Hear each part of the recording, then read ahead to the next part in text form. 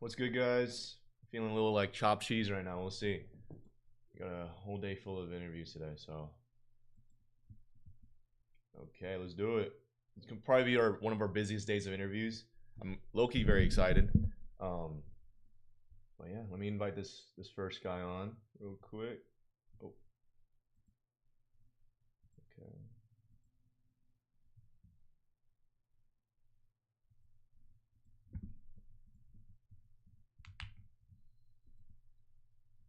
All right.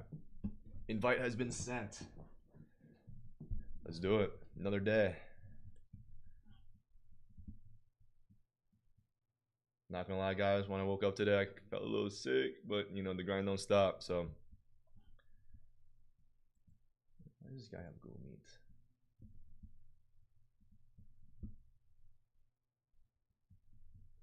And then, as usual, guys, Ryan's gonna be moderating the chat for me, so I can just focus on interviews. So of course, all your questions are gonna be answered. Let's see here.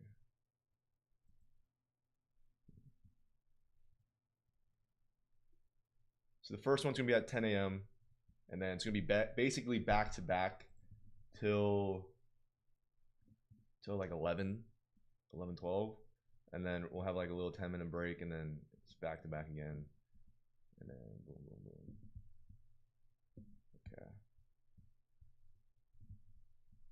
Then we should end it off around. Let's see.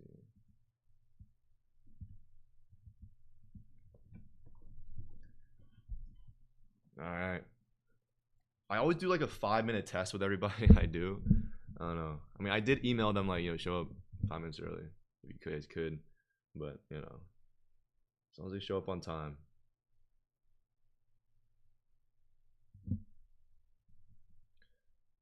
Also, guys, for everyone in the interviews, I'm sending the invites like right before your meeting, so don't freak out if there's no code or invite link yet. That's how we're gonna just do it. Let's see.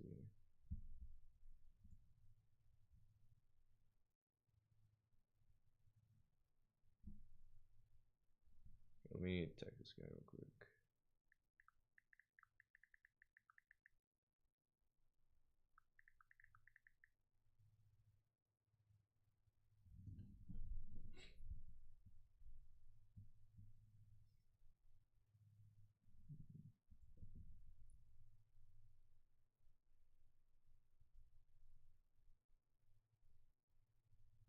Awesome. And then let me add our 15th member to the group chat. We just onboarded him yesterday.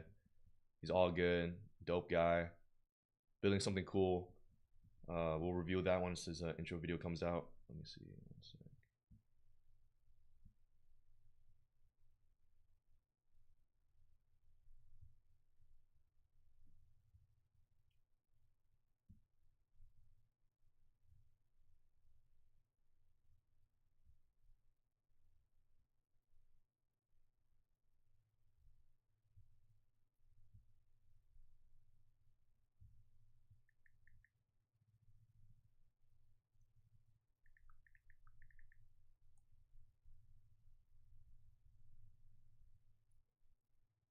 Oh, is this our first guy gonna be late? Let's see.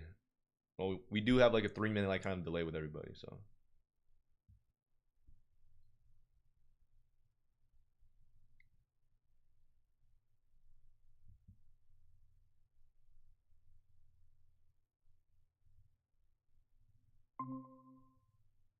Hey, how's it going, bro? Hey man, how are you? I'm doing great. Yeah. Where are Yeah. you from? I'm from Chicago originally, but I'm currently at university in Minnesota. Oh, So, Minnesota. What time is it over there in Minnesota? it's 11 right now. All right. Well, I Yeah, so appreciate your Central Time. time, brother. Let's get Of right course, to man. it. What's your build? What's your Yep. building? What's your story?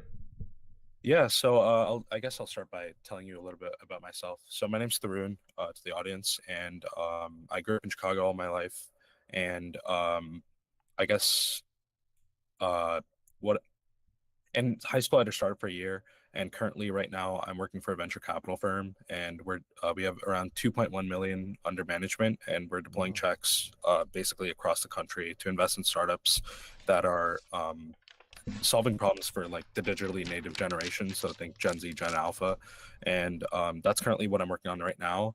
And alongside that, I'm also working on some ideas related to kind of like how we can. I mean, this is going to sound like kind of weird, but like, uh, I guess the problem that I'm trying to work on is like, why haven't we had the perfect society in like the past like 5,000 years of human existence? Mm, And so, um, I'm just like trying to wrap my head around the problem and then also try and maybe build a system like using AI that can kind of autonomously make decisions for I don't know, like maybe like governments or the world or something. yeah. It's like very early stage. I'm kind of just like trying to understand it philosophically first before I start to build anything, but that's kind of what I'm working on. Gotcha. Yeah. What what's like your role in it, and do you have a team? Yeah, yeah. So it's currently just me. Like I mean, like I said, like I'm currently just like in the process of like understanding the idea myself. And I think Mm, eventually I'll probably have a CTO and build it out. But I think the main thing that I'm focusing right now is again like the venture capital firm that I'm working on. mm. I was at Y Combinator, if you know what that is, Yeah, of just course. a couple of weeks ago. I wasn't in the program, but I was there as an investor, and I was the youngest investor there. I was surrounded by a bunch of founders, a bunch of investors, and what we were doing, what we're looking to do soon is raise. So currently we have 2.1 million under management, and we're looking to raise around like 10 million in the next like 1 to 2 years. And if we can do that, then our check size will increase. Right now, we invest 25 to 50K, and sometimes for a potential of 100K for follow-ons. But what we're looking to do is to increase our check size and hopefully just like serve more people. Um, and Gotcha. like kind of invest in like we're trying to diversify more essentially. But yeah, I think that's what I'm currently working on. And like I'm a freshman right now, Mm, so I feel like I'm gonna take my time on the idea, but I know for a fact that the problem that I want to solve is like why have we not had a perfect society yet? mm. So yeah. Well, that's pretty amazing. Wait, how did you raise the capital? Yeah, so our fund was founded in 2019, and we raised our first fund then, and our second fund just finished up as I was coming in as a freshman, so I kind of got to help with that.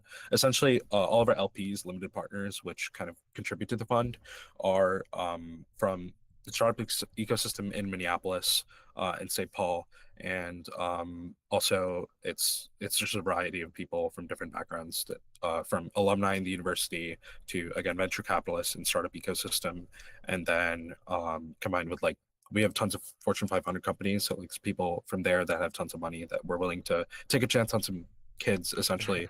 Um, and it's not like some like university run thing. It is like student owned, student run, but Mm, essentially we're a private entity. We're separate from the University of Minnesota, and we actually get carried within the fund. So essentially, mm. in the next like 3 to 5 years, we can actually expect a return on investment as students running the fund. So it's a really cool and unique opportunity. I'm pretty sure we were the first to do it in the nation as well back in Wow, 20. that's pretty Yeah, awesome, bro. Wait, and yeah. then are you like kind of like the founder of that group, kind of like the No, no, lead? I'm not a founder. I Oh, okay, joined. I'm a general partner. Um, gotcha.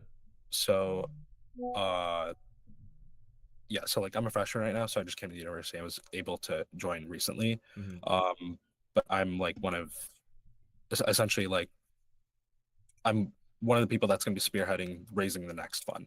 Yeah, So, so currently we've had our first fund in 2019, and then the second one just wrapped up.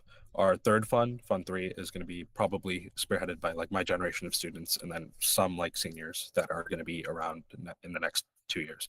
that's awesome, bro. Wait, so I guess I gotta ask, like, what were you kind of like focused on building in the next 5 years? Are you gonna be doing the venture capital, or are you gonna be doing your project? What's your Yeah. plan? So in the next 5 years, probably both. Realistically, I think the venture capital thing, uh, it's something that I'm trying to do in university, and I feel like I could do on the side. I have a subset of friends within the fund that we're trying to like maybe start a new fund, Hmm. um, and I think like it's doable to do both, just because I think raising a fund and investing capital into startups is something that it takes up a lot of time. But I think the startups that I'm trying to work, the ideas that I'm most interested in terms of like startup ideas is like hard tech or deep tech. So I think Yeah. what I'm trying to do is get an understanding of what the industries are like, but I'm not going to start really like building my startup. I would say until like maybe 3 years down the line. So to answer your question like more concisely and with more clarity, I would say I'm focused on venture capital for like the next 3.5 years Gotcha. to understand the problem more. Again, like when you're uh, trying to tackle a problem like how do you like create the perfect society, you have to know like okay a variety of things of like like um how does the world work and like also what is at the bleeding edge of every single technology and things like that, but at the same time like how does society work at a high level. Like I mean as a 19-year-old again like I don't think I have the expertise for that Hmm. yet, and so again I'm trying to hone in and understand that more, and I'm going to concurrently develop that and try and figure out a solution for the problem. But yeah, in the next 3 years venture capital, and then eventually I'm going to start going into hard tech, deep tech, and Awesome, trying to bro. I love solve it. And also, to wrap it up here, why do you want to join the 100? Yeah, so a variety of things. I think one, it's like communities. I'm gonna echo what a lot of people have said in other interviews for the past couple of days. Community is really important, but also I've seen like some of the people. I think it's Lux who's doing the VR AR thing, and then you also mentioned a girl from France that's doing robotics. I'm really interested in hardware and deep tech, or hard tech and deep tech, and I think like not just them, but like in general, having a community of people that is highly aligned to one goal is something like again even if you think about the perfect society it kind of has that similar autonomy where like everybody's working towards a certain goal, the entire system is working towards a certain goal, and I kind of believe in that. I thought like when I saw this on Instagram I thought it was like a really unique opportunity, so that's like kind of my short answer to the question. And then also what I think I can I'm also joining because of what I think I can add to the 100. And again, like as a VC at the age of 19, having access to connections at YC Hmm. at such an early age in the Bay is like I think it could be both useful for the 100 and also for myself to like kind of understand what people are building, again like being on the cutting edge, understand what people need, understand what there is that can be built, and then also offer anybody that needs capital in the next couple of years while we're building. Gotcha. I think you're doing something really unique and cool. Thanks, man. And I love your story. I appreciate you. All right. Of I course, think thanks. I got everything I need. Do you have any other questions for me as we wrap it up? Yeah. I don't know how many minutes I have left, but I think I have like 4 left. Yeah, so I do have like a couple questions. I mean, like for me, like obviously this is me walking into a group of people where I don't know anybody, Yeah. and I kind of have a lot of faith in you guys, the founders, Quinn and Anthony, and Quinn and Antonio. Mhm. So like what I want to ask you specifically, I guess, is like Yeah. what do you do? Like what? I don't want to ask the same question that a lot of people have been asking, but like, No, you're what do good, you want out brother. of life exactly? Like, like not just why you're doing this, but like, more like what do you want out of life?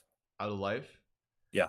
I think I want the same thing a lot of people want out of life, and that's to, you know, you achieve something like put your like all the dreams I've had as a kid into reality.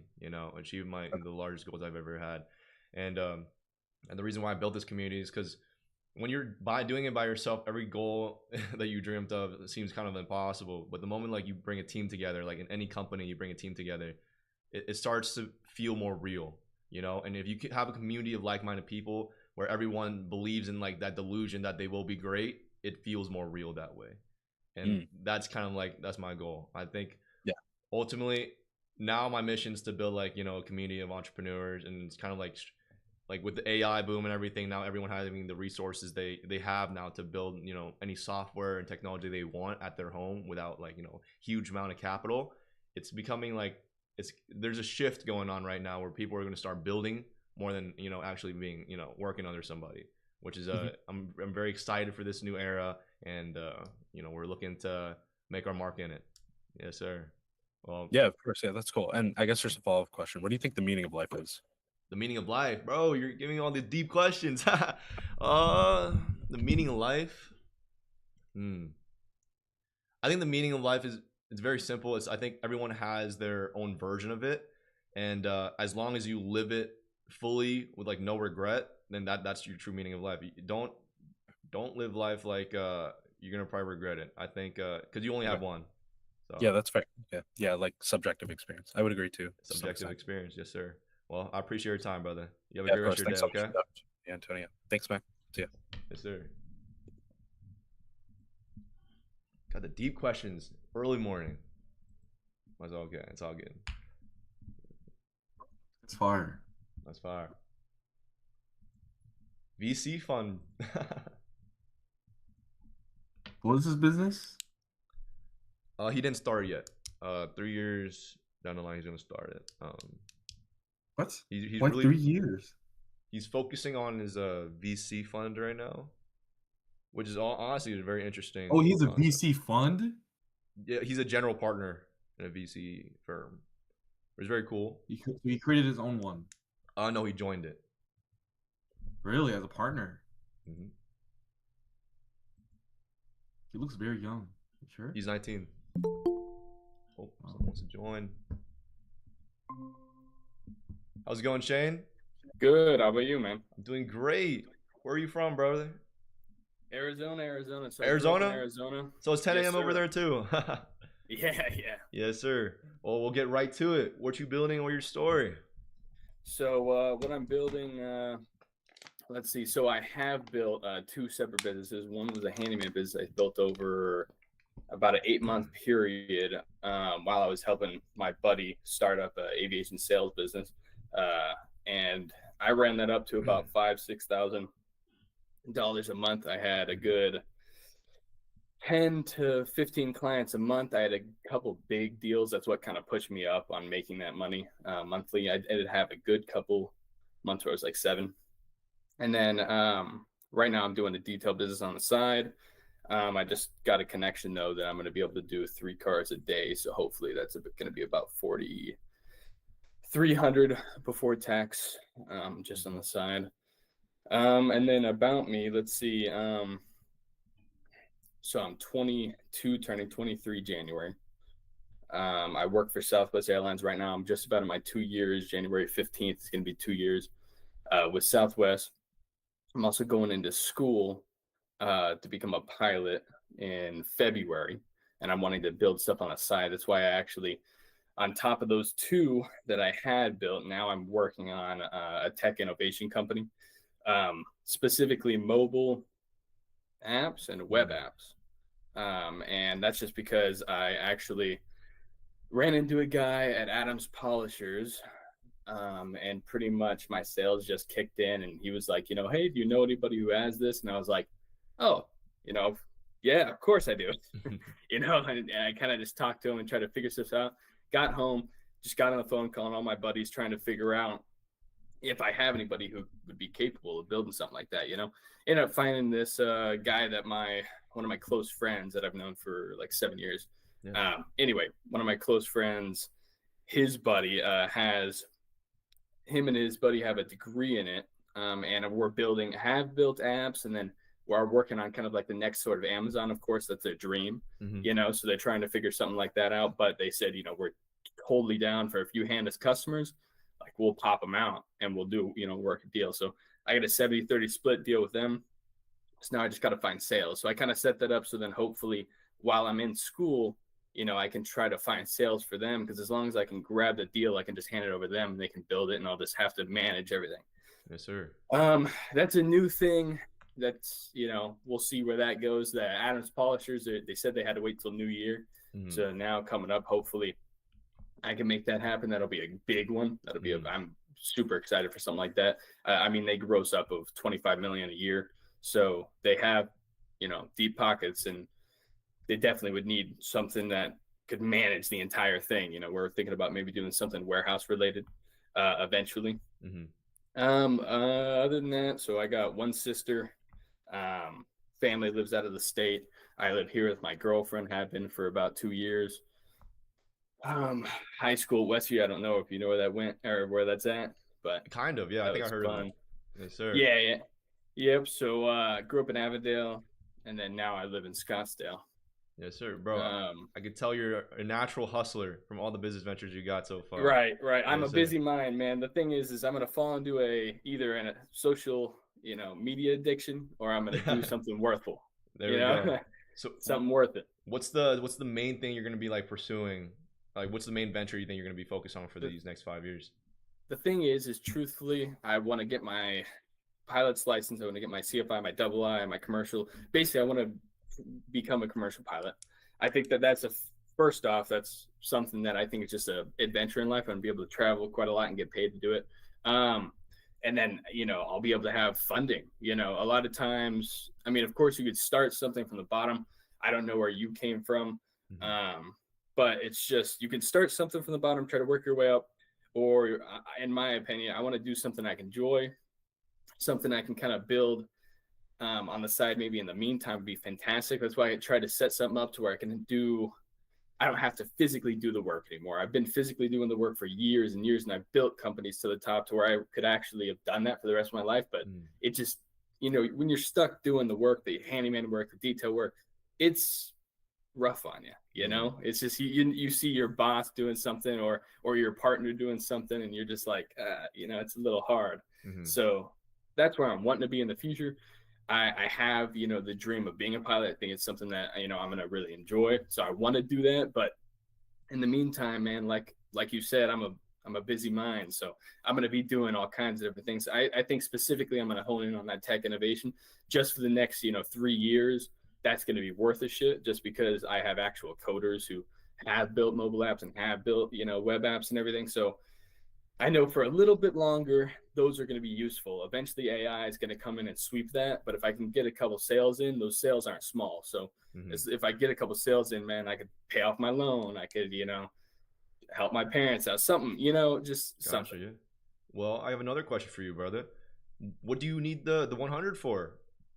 You know, to be honest, the first and foremost thing is, I believe you need to have the right people around you. I've grown up, everyone have had those, high school friends. You have a great time, but you're kids, So I need a good surrounding, and I think I could bring a lot of energy to, Mhm. my surroundings. And it's just, if I just need boys to bounce off of, it girls to bounce off of. And I also know that later on, 5, 10, 15, 25 years from now, Mhm. this group could be a powerhouse. You know what I'm saying? I mean, Yeah. stuff like, people don't understand that these huge corporations start from something similar to this, or just a group of buddies, 10, 15 people. Yeah. So Now as we have soon as 100. people, yeah, exactly. And as soon as people get in a room, man, and start bouncing off each other, and they get similar energy, it's gonna be good no matter what. It's gonna possibly change, certain things in the future. So I want to be involved, and I want to be able to hear things in that circle as well. That's awesome, bro. And then Yeah. what skills can you contribute back to the community? I mean, first and foremost, man, I got a lot of energy. I could I could pump you boys up. Another thing would be, I have a little bit of sales. Like you said, I got some hustle mentality to me. I think I could put in, I mean, maybe some free tickets with the airline later on. But no, in all seriousness, it's just, I think I could bring some loyalty for one. Um, I could, let me see. I mean, hopefully, just the biggest thing that I'm looking for, and that I could definitely put down, is just some solid loyalty for network. I mean, it's hard to rely on some people, especially in a business world. Mhm. And coming into a group, be able to have people you could rely on, being able to have people you could even talk to about maybe things happening in your life, almost creating a family. Something, of course, all of us look for as brothers and sisters. Um, Other than that, man, I mean, of course, I have handyman experience, I have detail experience, I have experience building businesses up. If anybody has any, questions about that, Mhm. um, you know, those sort of ventures, I could help people out, with building or getting into or starting up, or even just maybe innovating them with my tech guys. I mean, Mhm. we have turned we're working on right now turning companies, and streamlining them, so I kind of have some of that experience as well, and they've gave me some insight into that. I'm sure if I thought more, I could figure some more stuff out. But No, that was great, bro. no. Yeah, and I have my next one, 1024. Do you have any other questions for me, brother, before we end it out here? um Shit, man, let's see, because I've seen a couple people ask you why, and some of that stuff about this situation. What is one of your dreams in life you want to kind of like fulfill, Mhm. but let's go with, like emotion related, like Yeah. relationship related, or something like as a man, not as a business entrepreneur. Of What is course. something as you that you want to I do? think my biggest motivation when it comes to like building my businesses and like my net worth and everything foundationally has always come from my family. I want to provide for my family. I want to give them a better life. My parents, I'm always grateful for.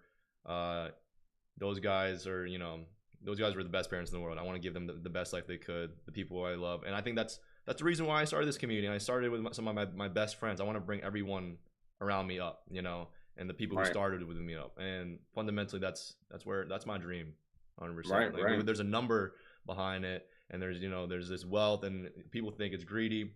But then in the day, that type of wealth can be used to help people around you, and bring Right, everyone right. up. So I think that's the power behind it.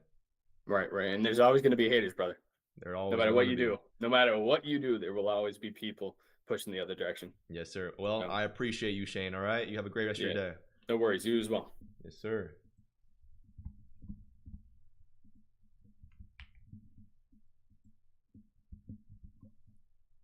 My chair in the room? Huh? Is my chair in the room? Yeah, your chair's in my room.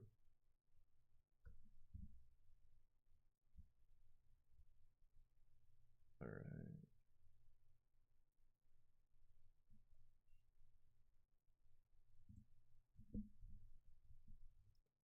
Next one's going to be Luca. If he shows up. Let's see. I'll write him down just in case. How's everyone's Tuesday doing? Everyone doing good out there? Oh, okay. Hey, Luca. Oh, I don't hear you, brother, if you're talking. No.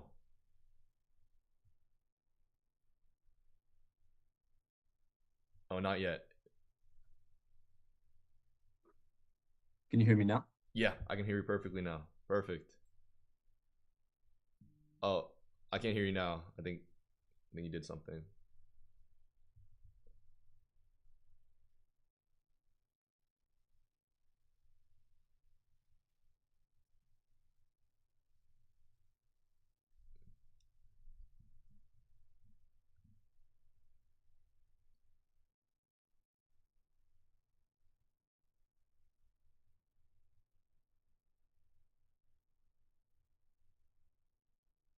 Oh, I still can't hear you, brother. I did hear you before, so I think you did something before that kind of worked. Like for like a split second.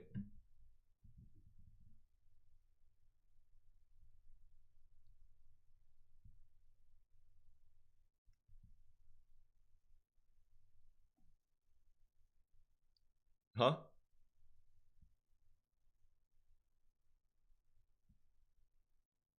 No, not yet. You can't hear me now? Now I can hear you. I can hear you right now. Talk real quick. Sorry, man. I'll try another time. Oh, okay. No, you're all good, Luca. Okay.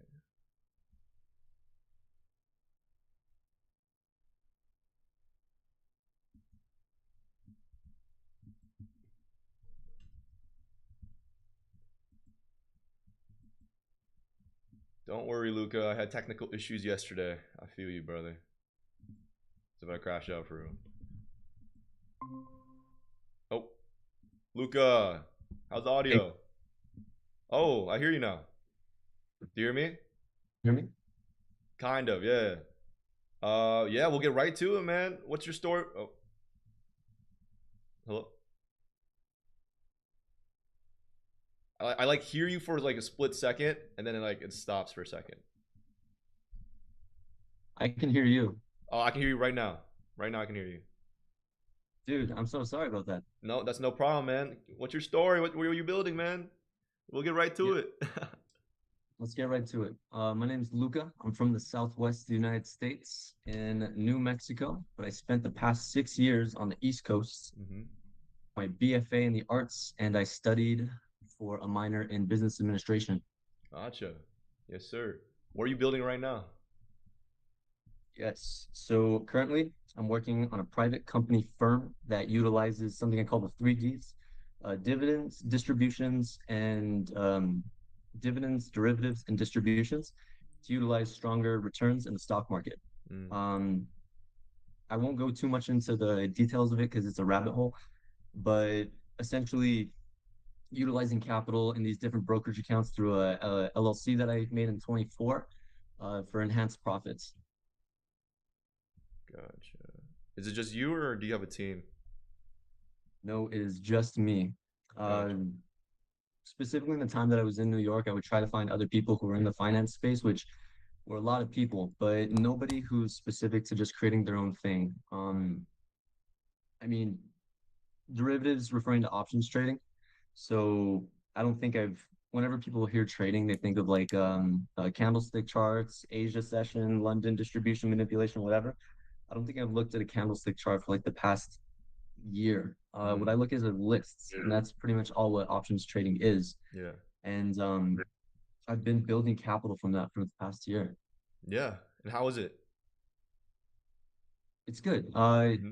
When people think of options, they think of something that's not safe, Mm-hmm. something that doesn't have like a really high yields. But if it's utilized correctly, there's so much money to be made in it.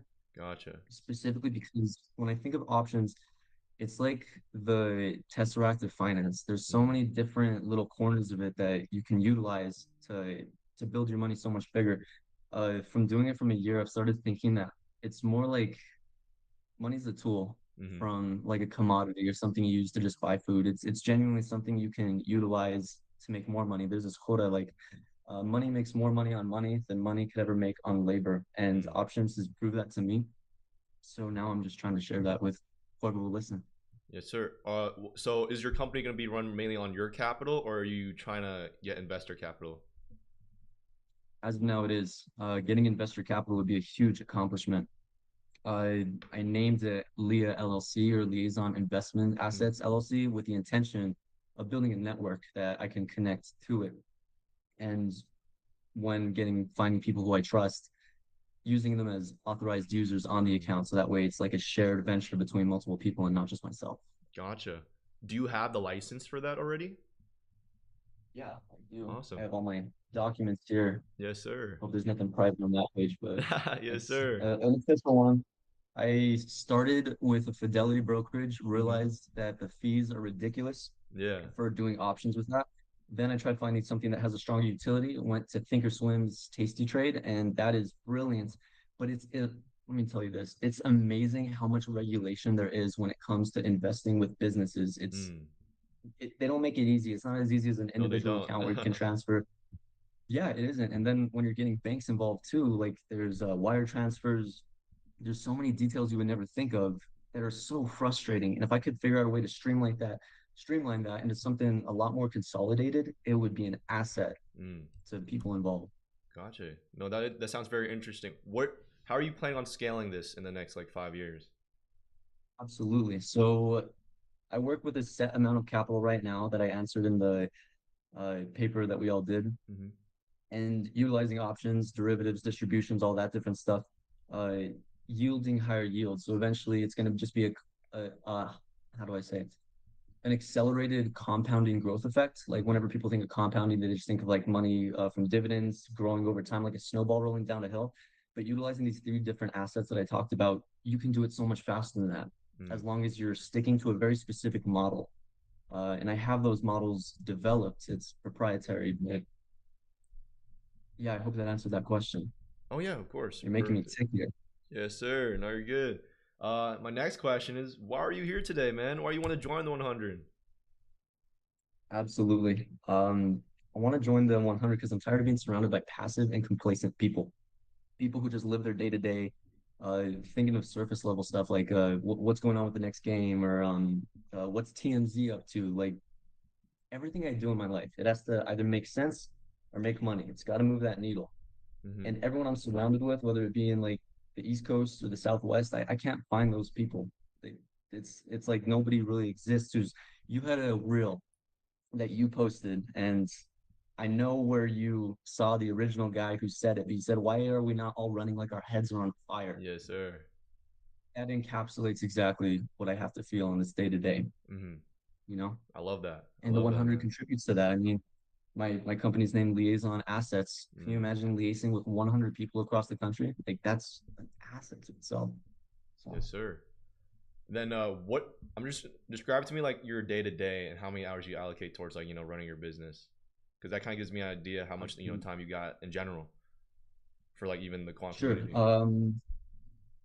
I wake up at 5 a.m. I go to the gym. I'm back home by 7 and I'm ready by 7:30 for New York session market open. I dedicate around an hour just for studying which blue chip stocks I'm going to allocate my capital to of that week. This is specific towards Mondays. Right now, with the capital I'm working with, I can only do on a week basis. As soon as we hit a certain number, I won't tell you yet, but we can do what's called 0 DT, which is 0 days till expiration, and that's utilizing capital every single day. The thing about trading that's so frustrating to every trader is you can be on these charts or lists for like half an hour, and then you're good. You made your money for the day. And it's frustrating because like the work we work like jobs where we have to dedicate 8 hours a day and then just to do it for 30 minutes, make the money that you make in that 8 hour period, like you have nothing else to do.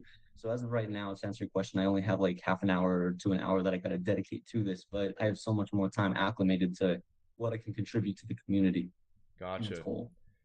Do you have experience like before you started this company on like trading in general, or was this like kind of like your first Yes. entry into it?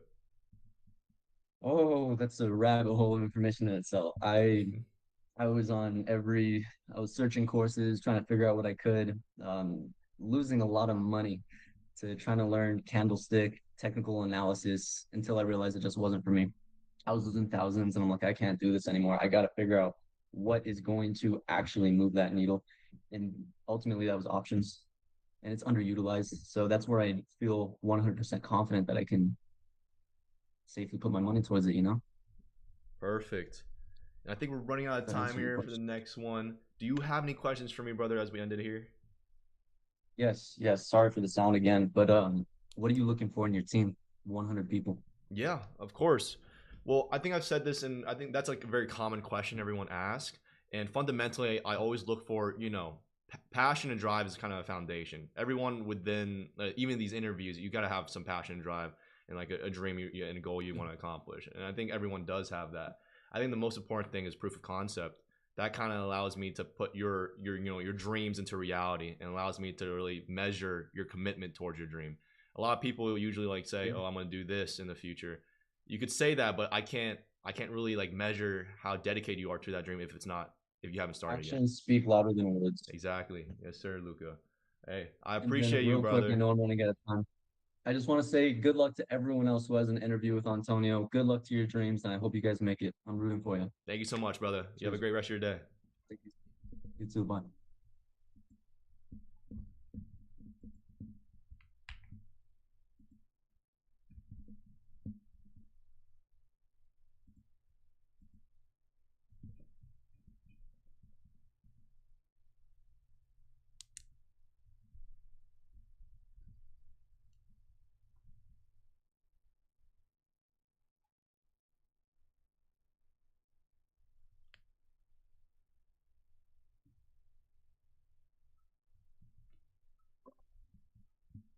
If I share in your room, Yes, you asked that already, bro. What the?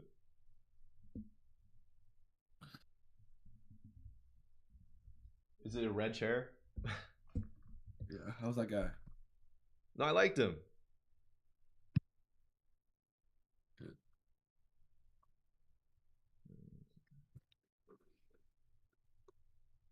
Well, I'll be honest. I haven't hated anyone. Everyone's really cool. We'll see, man. We got a lot of interviews, so.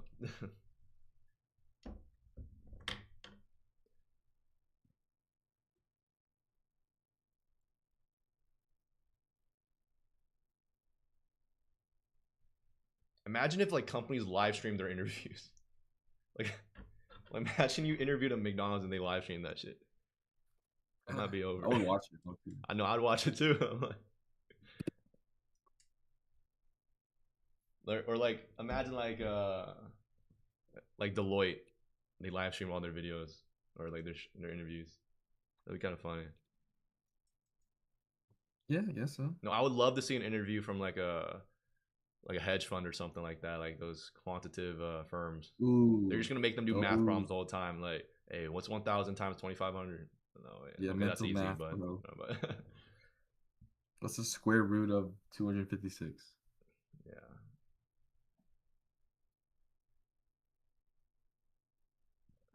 Okay, our next one's gonna be at 10:36, and it is 10:36.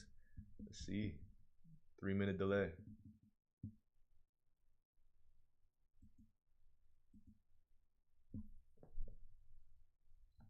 I'll send it one more time just in case you didn't get it.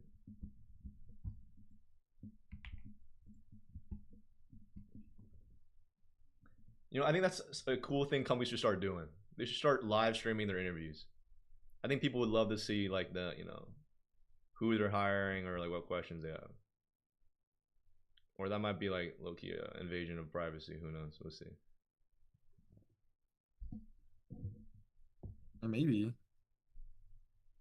I mean, the email I sent to everyone who signed up for the interviews was like, I'm probably gonna live stream some of it. So Our 20 constant viewers are liking it. huh? Is that what? All right, people are asking questions. You want to answer? Yeah, go for it. Go for it. No one's here yet. Okay. How are you gonna select? Like, what's the criteria you're looking for? Yeah, of course. So, I mean, of course, fill out the application in our bio, but kind of like the three things. Like, I have basically every member I add into the 100, we have them look over the sheets, and I'll send over like pretty much all the applications, and then everyone has their own criteria, which is pretty cool, and like what they're looking for to build this organization and experiment with me, because I'm not doing it by myself. But I guess for me personally, I think I just kind of look for if you already started your business, if you already started your concept, your project. That's the most important thing to me, because that kind of like that allows me to measure your commitment to it, which is very important. So that's very simple for me. And then after that, it's kind of like a personality fit. I think Quinn says this all the time, and I really like the quote: "Ego is good, but unchecked ego is not good." Or I don't know how he said it, but it was like it's basically like just like that. We're trying to create like a community where everyone's like supporting and helping each other and like lifting each other up. And of course, if you guys are in any like competitive industry, there is definitely a lot of ego out there, as there should be, because ego kind of gives you the confidence to really go for it, but you gotta have that ego under control though. That's very important. A little humility is always good.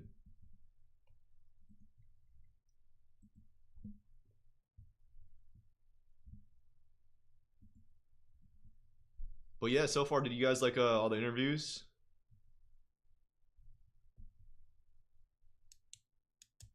Yo, Cam said, "Want me to DoorDash you guys a pizza?" Oh, snap. Hey Cam, no, it's okay, brother. I'm a fast today. I'm a fast all the way to the end of the interviews. But I appreciate you, man. That's fine. Love Cam.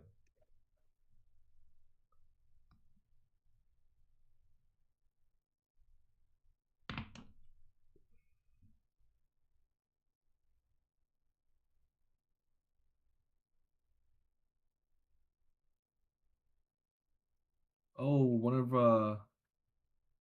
your next interviewees are in chats. Really? How's it going, bro? You excited?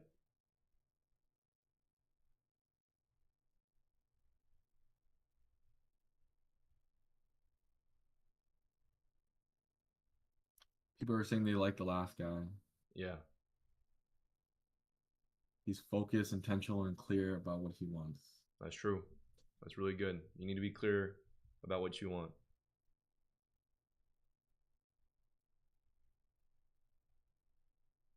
But everyone's been great so far. I haven't had a situation where I'm like, oh, I gotta go. Yeah, one guy said, "Do we just make a video and then tag them?"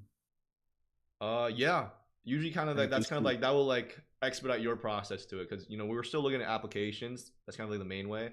But like what catches my view a lot of times is looking at the tagged videos on Instagram, and if the team thinks you're a great fit, we'll pretty much lead you straight into the interview phase.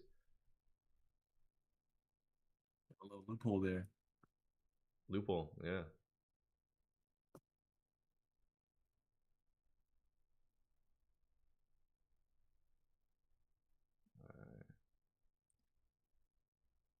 I'm just onboarding our 15th member right now, adding them all in the group chats.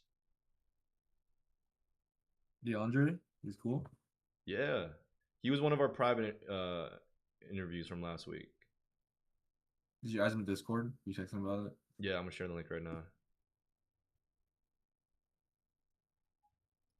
He has a very interesting vision on the 100, and I think that's a really cool perspective to have, and I'm very curious what you guys are gonna think about it once he's like, reviewed.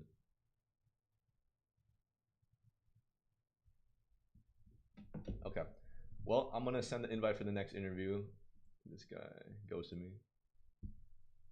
Let's see. One guy said, unfortunately cannot make my interview at 1:12 EST. Completely lost my voice. No, you're good. Who is it? Ben Young. Ben. Oh, okay. I think he emailed us as well. That's okay, Ben. If you really want to, you could still reschedule. I think we have some more time slots throughout the week. But yeah, whatever works, brother.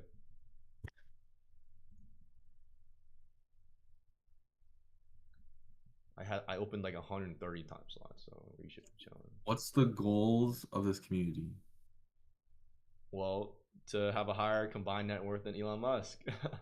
That's kind of like the central goal. But I guess if you want to speak fundamentally, we're just a group of 100 like-minded entrepreneurs trying to, build our dreams and build each other up.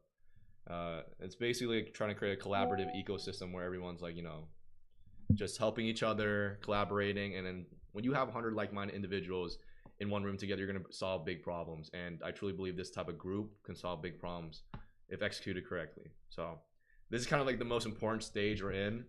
It's creating like the foundation of the entire experiment as we move on towards like 2026. And I'm excited for it. 2026 is our year, guys.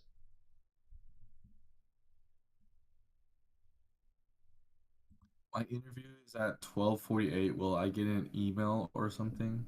Yeah, I'll send you guys a Google Meet invite, and then you guys just click on it. It should go through your email. Hey, how's it going, Joseph? Hey, man, how you doing? I'm doing great. Yes, sir. Good. One sec. Let me mute Ryan real quick because I don't want to echo. But yeah, where you from, man? I'm from West Virginia, USA. Yes, sir. So what are you building? What's your story? Yeah, so I'm kind of building like probably about two things, I guess you could say right now. One's kind of current, the other one was a little bit older, and then I ran into a roadblock, but I'll get into that in a second. Mm-hmm. But first thing I'm building right now is a Christian clothing brand. I'm trying to I guess just reimagine Christian clothing brand and kind of give it a bolder statement. You know what I mean? So I'm wearing some of the merch right now. Yes, sir. What does that say? It's Grace on Display. Grace on Display. Yeah. There we go. And then the other thing is what I'm more excited about. Mm-hmm. It's kind of like a crypto / stock trading / futures trading system that I put together. I did that over the summer, and it did really well in back testing. I think on one crypto it made about $100 million off of 10 grand starting. Yeah. And then the other, I think on a different crypto it did 3.7 billion in a year off of 10 grand as well. So I'm really excited about that. What'd you say? What back system testing did you use? I used I think TradingView.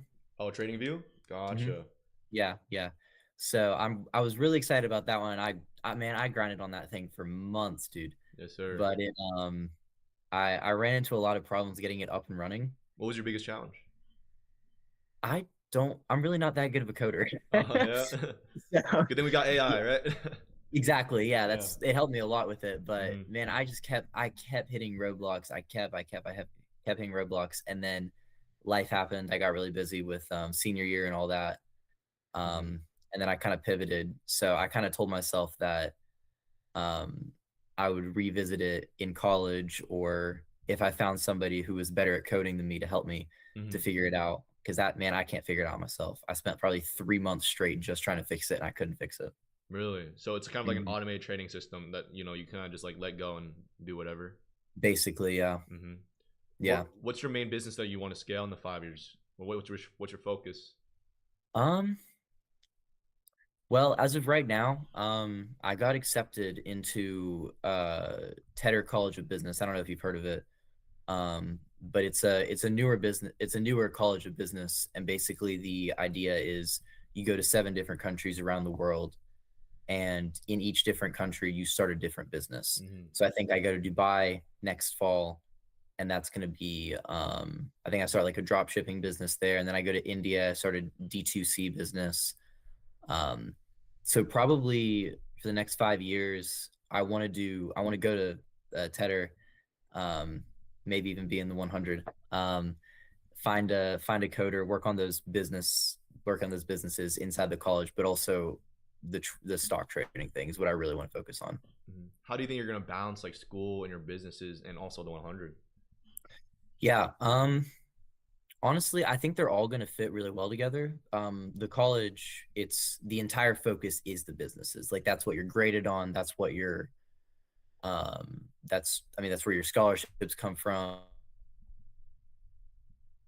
is how well you do in the business. So as far as like balancing the businesses and school, they'll fit right together. And then the 100, I think I'll be able to be contributing and also helping other people and being part of it as well, while doing it pretty well. I think it'll be able to balance pretty well. Well, I have to ask you, why are you here today? Why do you want to join the 100? Man, I'm from West Virginia, man. I have no good contacts. I need to find people that are hungry and driven. And honestly, I saw this application probably about a month ago. Wow. Yeah. And I was like, dude, this is awesome. I saw it and I was like, it's a great goal. It's like really high up there, net worth of Elon Musk. I love that. I love the high shooting goal and all that. And I really think that it's a great community. It's a great idea. I watched some of the interviews yesterday. Yeah. And the people that are interviewing are just absolutely incredible. I saw the guy with Archangel.ai and the guy with the workflow AI platform. And I think they're both great. They have the right mindset and all that stuff. So I just want to be around those kind of people, man. That energy. Yeah, exactly. That's why we're building this community, brother. Yes, sir. Yeah. What skills can you contribute to back to the community? Yeah. Well, obviously, I've started a few businesses. They haven't they haven't succeeded yet or anything, but I've started them, and they're coming out. Let's see. I have a lot of knowledge with real estate because my dad owns real estate and he operates it and everything. So I've had a lot of experience working that, helping him with the ins and outs of the whole thing. Yeah. Yeah. I think if I could sell one thing, it's that I'm going to this college, Tedder, and it's it's trying to gain a lot of traction and stuff. I think on Instagram it has like 200,000 followers or something like that. Yeah. So, and I'll be allowed to post on their channel and stuff. So I think the main thing I could probably offer would be much more publicity for all of the businesses. So yeah. Oh, that's interesting. So Tedder College is kind of like is it like a traditional university with like all yeah? So it just kind of focuses on building startups and businesses? Yep. It's a completely new concept. I think it's probably about 2 years old. Wow. I'll be the third group of freshmen. Yeah. Gotcha. Okay. Well, I love that. My next question is, how's your Christian brand going? I'm pretty interested in that. And like, do you have a team going with that, or like how's sales been? It's just me. I built all the designs myself. And it's been kind of rough, honestly. The main problem I'm having with it is marketing. It's really hard to market it. I don't really know what I'm doing.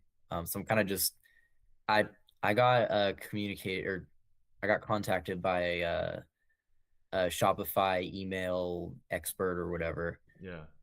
He didn't really know what he was doing. Yeah. So I blew some money trying to invest in my own business and stuff, and that didn't go too well. Hey, that's part of the grind, right? Exactly. I think it's done probably maybe $500 or $600 in revenue in the past 2 months, 3 months, something like that. What was the biggest thing you learned from it? don't trust people. Don't trust people. don't trust people. That do background checks, I think, Yeah. is the biggest thing for me. Just make sure you know who you're talking to and have a better direction. Just that kind of stuff. Yes, sir. Well, to end it off here, how many hours do you have, like, you know, to allocate to Quant? Because I'm just like, you know, specifically a week. Yeah. Well, I mean, for the next. Sorry, my dog is going crazy. No, you're good. Let's see. I'd say probably maybe 10 hours a weekish. Mm-hmm. I for the next few months at least, for sure, because I have I don't really have much to do anymore. High school is kind of, I'm pretty much already done with high school. I have a few college classes. I'm gonna be working a ton, but I'm really excited about the opportunity of the 100. And if I get in, I want to dedicate a lot of time to it. I think it could pay back incredible dividends, honestly. Yes, sir. At the end of the day, I'm not building this by myself. I'm building this with the entire community in the 100, which is very exciting, and you know, relieves all the stress off of my shoulders. You know what I'm saying? Yeah. But yeah, I think I have all the questions pretty much answered. Do you have any other questions for me? Man, what gave you the idea for this? Like, what put you on this path? Of course. Well, there was mainly like two things, right? I was like young, like you, wanting to build businesses and entrepreneurial as well. I've started, you know, brands where, you know, just kind of failed, and businesses where it's failed. I actually tried a clothing brand as well, and you know, really? But what I kind of realized that sometimes, like, around your social circle, it's very hard to find like-minded individuals that kind of have the same ambition and delusion that you do to like achieve, right? It's very difficult. And I mean, some people say they want to be rich, but you know, you only believe it until there's action behind those words, right? And those type of people are rare. And then I was lucky enough, you know, this year to start a couple businesses with like some of my best friends. Ryan with my fintech company, and then Quinn with the real estate and, you know, Quant community side. And I realized how much we can do just with the three of us. Imagine if there was 100 of us. And that kind of sparked the idea of like, what if we gathered 100 entrepreneurs in one community, in one room? What are the things we can achieve? And I was like, what's bigger to achieve than, you know, beating Elon Musk's net worth? You know what I'm saying? And that's kind of like, that was the foundation of everything. That's where, you know, the ball started rolling. Yeah, man. Like I said, I haven't seen anything else like it. I mean, I think people all over the world, entrepreneurs all over the world, we've needed this for a long time. Just people to, and even if you're not in the 100, just that the knowledge that the community is important. And it can't just be a solo venture where you're just out there grinding all by yourself. Yes, sir. Yeah. I think it's great, regardless of whether I get in or not. I think it's absolutely phenomenal, and I love what you guys are doing. Hey, I appreciate you, Joseph. All right, you have a great rest of your day, brother. Okay. Yeah, you too, man. Yeah, have a good time with the rest of the interviews. Appreciate it, man. Yeah. See ya. Yes, sir. The guy's young too, and he's already doing all that stuff. Very impressive.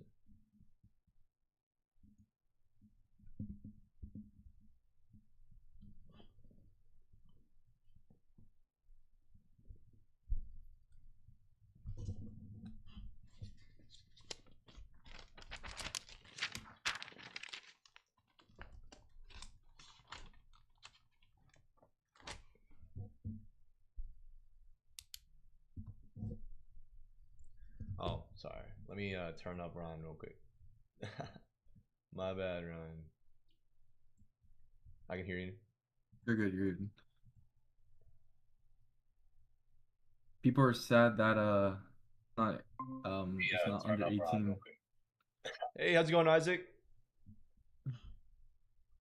I can hear you. You're good. You're good. Do you hear me, brother? People are sad that It's under 18. Okay. Hey, how's it going, Isaac? Hey, how's it going? Yeah, sir. Do you hear me? You hear me? I think you got the stream on as well. You hear me, brother? I can hear you. Can you hear me? Yeah, I can hear you. I think your audio is going off over there. Oh, I do apologize. No, How about now? You're totally good. I had the stream on Instagram. My bad. No, you're good. Yeah. So where are you from, man? I see a bookshelf I'm behind from you. Centerville in Virginia. Mm-hmm. All right. What's your And story and what you're building? well, I'm a product manager at United Health right now, but I'm currently building a fintech app called Cube. It's basically an app that lets small group of users, save money together, and they take turns receiving a lump sum without debt. And what makes us different at Cube is uh, we have experience of traditional saving circles where people for the past like millennia have been saving together in communities, and whenever they need money, they've been using those communities um, instead of banks in the like in other countries. But we're bringing it with guardrails, with a digital platform, and we have some users ready to check our app, and we just got investment from the founders of Rocket Money. So we're excited about our company right now so far. Yeah. So what was it called again? So I get the name. It's called Cube. Q. Oh, Q. Yes, sir. Gotcha. Yes, sir. And then did you found the company, and are you kind of like the CEO Yes, sir. and lead? Gotcha. What's your team? I'm the co-founder. I've Oh. got a couple of co-founders as well. Yeah. What's your team looking like? What's the structure? So basically, I'm the head of product, and I've got a CEO, and we've got a CTO as well, and we got a developer as well. Gotcha. And then who's your Yes. target audience for this app? Our target demographics are the diaspora community, which are basically immigrant groups, which are used to this product. Like I said, in most countries around the world, people have informal saving circles.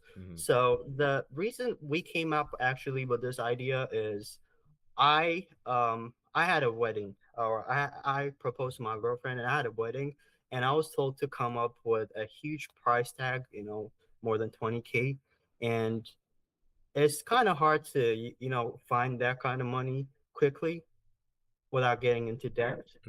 So instead of doing that, I decided to join a group of people that have some kind of money, and we would save together per month. Yeah. We would take turns, getting a lump sum. Like, let's say I saved 10K, someone else said 10K, another person saved 10K, and like a group of three. One person would get like 30K in one round, Yeah. and then pay it off like the next round. So the other person will get 30K, the other person will get 30K. So that's how we came up with the concept, and it's been a proven concept around the world. Yeah. Most people around the world use it, and initially we're targeting those like immigrant communities, but eventually we'll introduce it to students so they don't end up in situations there where they're in debt and they have to pay lots of debt, and that's the situation in the U.S. right now. So we're trying to get people out of debt. Gotcha. So I guess I just want to understand the app better. So you guys kind of provide loans, I guess, kind of like quick loans. But we actually don't provide loans. You come up with your own money. Okay. You open a cube, what's called a cube, and you invite other peoples to your cube. Let's say you wanted to buy a phone and you had $500, but the phone costs like $1,500, and you have three people. You invite other two people with who have $500 as well, and then in one round, someone would get 1,500. They would use that money, and the next round they would still contribute 500, and the other person would get that 1,500 lump sum, and then in the third round, same thing. So that's how it goes. Basically, you come with your own community, use your own money, and you don't get in debt, and you basically use your community as your bank. So we're trying to make people their own banks. Oh, people their own banks. That's interesting. Is the Yes, app sir. already out? Absolutely. We're on test flight right now. We're beta testing with users. We have around like 50 users ready to try our app, so we're excited about that. Congratulations, brother. Hell yeah, that's Thank really you. good. I appreciate you. And then what's your plan on scaling it the next 5 years? So to scale it, I I heard you like talk about fintech apps like yesterday. I was on these interviews, Yes, and I sir. heard you like talk about like compliance, Mhm. and compliance is a major requirement in fintech apps. Mhm. So that's one thing we're working on, to be compliant and to make sure we follow the law.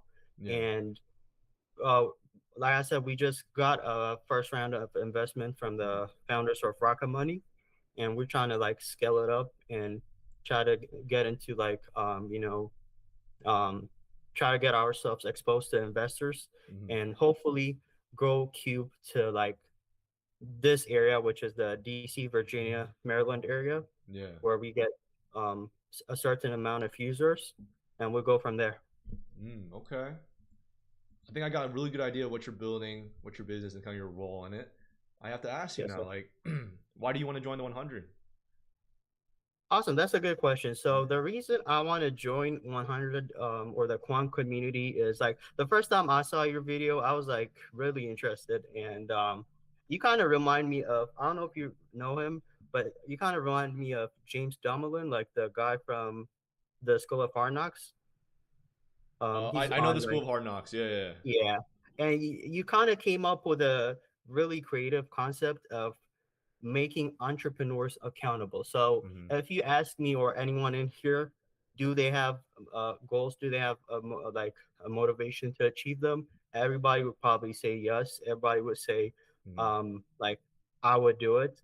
But Yeah. it's about how badly do you want to do it. Yeah. And I'm looking to join a platform or a community where I could be exposed, not only exposed, but I'll be like transparent, and Mhm. I'll be held accountable. I'll be telling the people around the world, hopefully when this grows, that I'm planning on doing this and I'm planning to achieve this, and I Mhm. want to be held accountable Mm.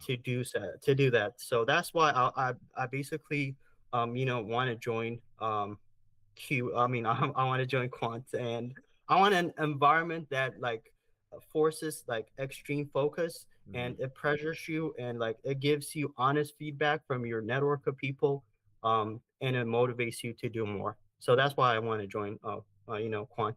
I love that. And then, Uh, what skills can you contribute back to the community?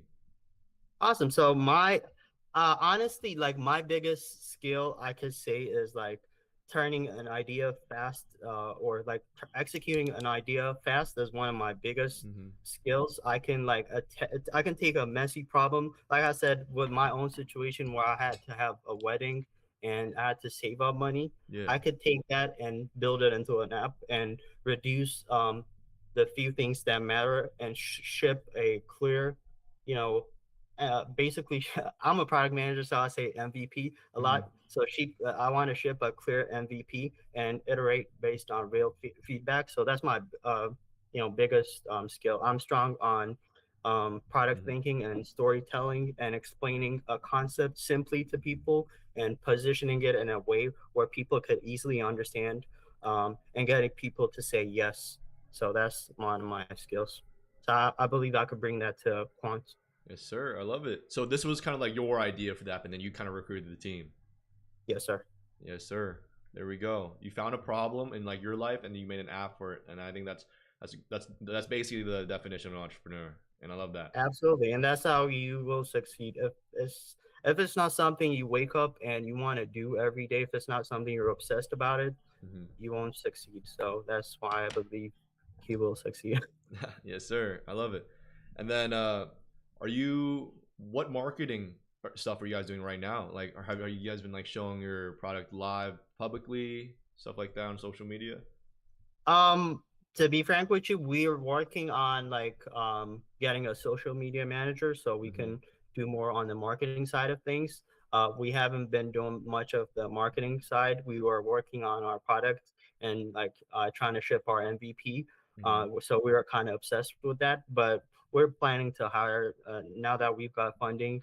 Like I said, from the founders of Rocket Money, we're trying to like get a social media manager and like help us Mm-hmm. market our company.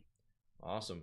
Well, since our next interviewee has like kind of like rescheduled, you have a little bit more time with me. I would love to ask you a couple more fun questions, if that's okay with you. Sure. Yes, Yeah. perfect. when things stop being exciting and you're not seeing results, how do you keep going?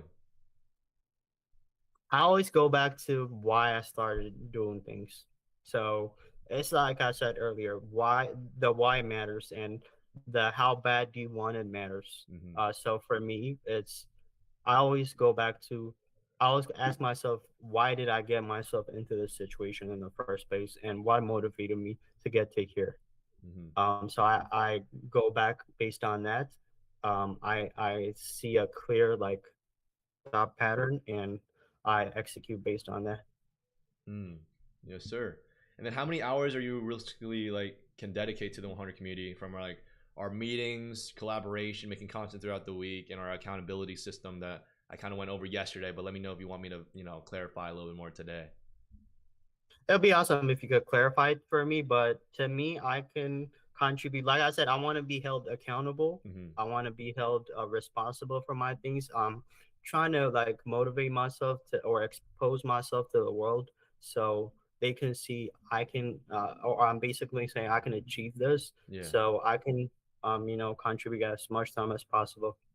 But you can explain in detail how it goes. Or how many hours do you think that would be?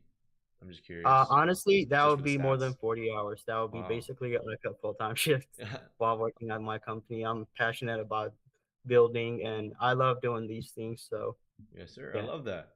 Well, I'll tell you the couple rules we have because that kind of sets the foundation of what I'm about to like explain. We have 3 simple rules within the community, and I know everyone in it are entrepreneurs. They're busy building their businesses, so we try to make everything as flexible as possible. But at the end of the day, we are running a community and an experiment. And if people are not active within that community, that's the lifeblood of it. And if you're not active, the community dies, and that's we have no place for that in this experiment. So the first one is don't be an asshole. So there's no toxicity or no ego. We don't need any of that. We're trying to create a community of people working together, a collaborative ecosystem. And then the second one is don't betray or harm a member of the 100.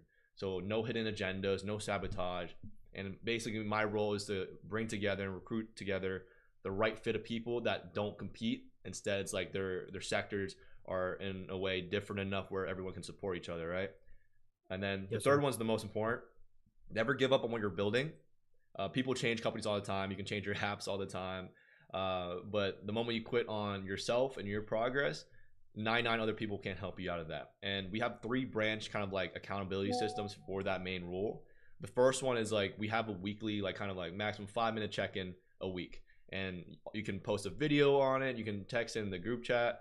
And all you would do is like, either go on our Discord and then like, write your weekly update, wins, losses, bottlenecks, stuff like that, or post it on our website. Either one, that works. The second commitment you have to agree to is every month you have to commit to like a net worth update, which also shows your progress on your businesses or what you've done this entire like month. Because what I plan to do every month after we have the 100 is do like a big net worth reveal update live stream like every month, which is something cool that we can bring the community and our audience together with. And so we need people actively doing that as well. And then third one is just like be interactive within the chat, the Discord, like things and respond to things, help people out, collaborate with others. We have actually been brainstorming a lot of cool ideas that we can do to like bring everyone together and kind of create the relationships we want within the community. Like Ryan brought up this really cool idea yesterday called like we're gonna do like a virtual coffee chats with everybody. We would just pick like random groups and then we'll just throw them into like a room together and just let them like talk shop, stuff like that, fun stuff like that. But also like fundamentally we are gonna when it comes to building the 100 community and the 100 experiment, we are betting on 2 things. We're betting on like the AI infrastructure of the future where everyone has the resources to build now, and the second one is personal brand.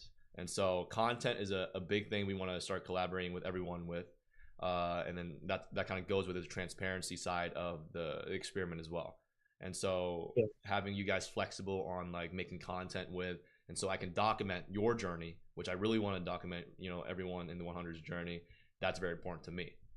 But yeah, do you have any questions on that area? No, it's actually clear to understand, and yes, I agree with the statements you just said.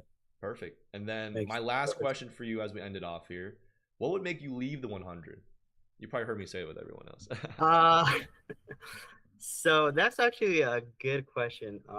What would make me leave the 100? Um, I would probably leave the 100 if I stopped growing, or if I like if the incentives shift toward like performative content over like real actual building where we're actually not helping each other out. We're actually just doing it for a show or a performance. That's the only reason I would probably leave if there's no growth, and or if it like ever reached to a point where we look successful but we're not actually achieving our goals.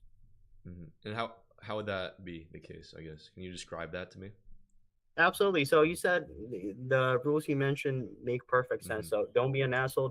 Don't have an ego. If we have people like that in our like community, if I were in there, let's say I were in there, if we had people in our community like that, or if I were someone like that, it would not contribute positively towards our goals. We were just doing it for show, and it wouldn't contribute towards a positive like outcome. And I'd always stay if there's a high trust between us. And like you said, we're trying to like build a community where it eventually um looks like Shark Tank, and we pitch and to we I mean we listen to pitches of other people, and we possibly like help them raise their company, or like help them raise funding and stuff. So we need to work as a team, as one whole, and as long as that remains, I would stay. But if it's like I said, performative, then I would probably leave. Awesome. Well, I really appreciate that answer, Isaac. Do you have any other questions for me? Absolutely. So I do have one question. Yeah. So far you said you've got like 15 people in your group. Yes, sir. I know you're building your own fintech company. You're working on real estate and stuff. And what's the biggest mistake you see like ambitious people, ambitious builders make when they're surrounded by like-minded, high-performing peers from your experience, if you have that The experience? biggest mistake people would make if they were surrounded by like-minded individuals. Yeah. I think, well, maybe this is something I've kind of seen maybe in the past with some of my projects. I think maybe like something that's very easy to do that which you shouldn't do is that I think people start getting comfortable when everyone around them is like, building something. It's like, for example, if you're doing like a project with someone and the person like kind of doing all the work, you get really comfortable and you kind of just let them do it. And that's kind of like, that's when companies die. You don't want to, drag a dead horse through the desert, Yeah. that doesn't really help anyone. So I feel like you being too comfortable and kind of letting everyone do the work for you is not a good way to scale a company larger than the both of you. So ideally you want to surround yourself with people that will work at that same level as you do, and not only has the same mindset but also has that same work ethic as you do. And it's like that thing about the horse. I think someone talked about it. One of our interviewees actually talked about yesterday, where if you have two horses pulling something, you can pull it much faster than if it was just one horse and some like a horse just kind of like sleeping or something like that. Yeah. Awesome. That makes sense. Yes, sir. Any other questions, brother? Looking at the people that you've selected so far, like what are they doing differently compared to the other people you've seen or you've interviewed so far? Yeah, of course. I think the biggest difference in what we look for is two things, right? And I said this in pretty much all my interviews, but the first thing we look at is proof of concept. You have to have something going on. You have to have already started your LLC, started your business, got maybe like some users, or at the very least a team or something like that. Something so the ball can roll. And so us as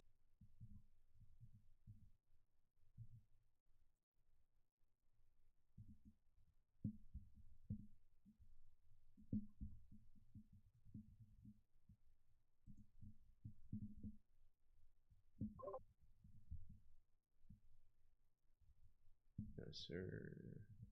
But yeah, guys, we have our next interview at around 11:36 MST, of course. But yeah, I'll just be hanging out with you guys for the time being. I'm just kind of like looking at some of the cool things on the Discord right now within the 100 community.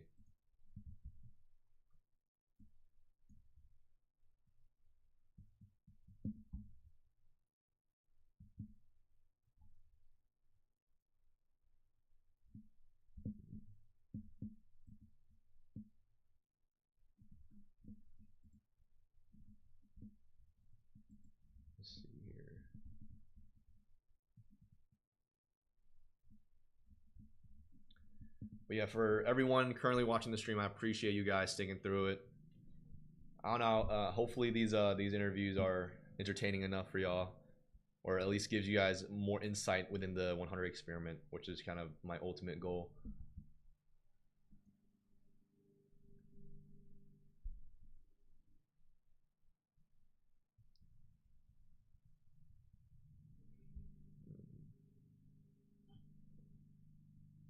Let's see.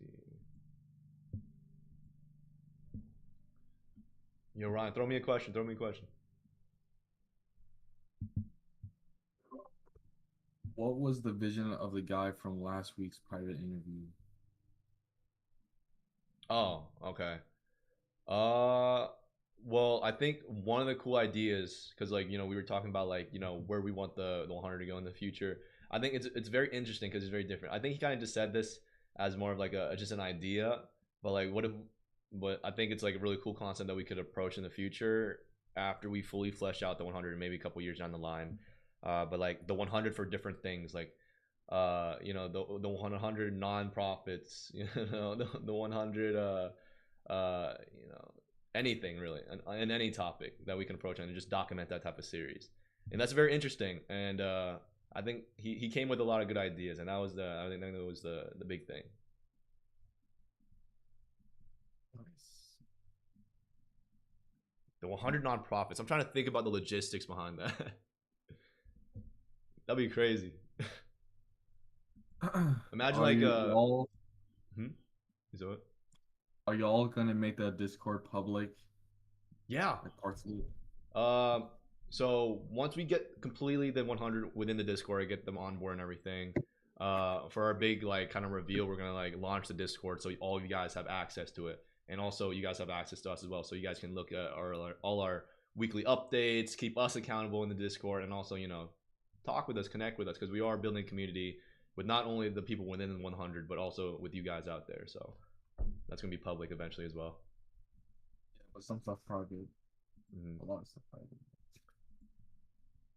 Jacob Tameta said, "How do you feel about the potential of commercial real estate in Phoenix?" Commercial real estate in Phoenix. That's a good question for Quinn to answer. But Quinn has been really passionate about commercial real estate for a while, and he's actually really excited about it. And there's a lot of big money being made right now, like in the big cities and like Phoenix and stuff. There's a lot of places to be sold, and as you guys know, commission checks when it comes to commercial Phoenix or commercial real estate properties, it's much bigger than residential. So if you can master the craft, you can do pretty good in this market. And also, I think Arizona right now is one of those few places where a lot of companies are like opening up, like their chip manufacturers are opening up businesses here. And I think that's a lot of opportunities for commercial real estate people to start like capitalizing on and getting like those big bucks. So if you guys get into commercial real estate in Arizona, I think it's an exciting market. A lot of businesses are coming over here, so I wish you guys the best in that. I wish Quinn the best in that. He's gonna enter that eventually.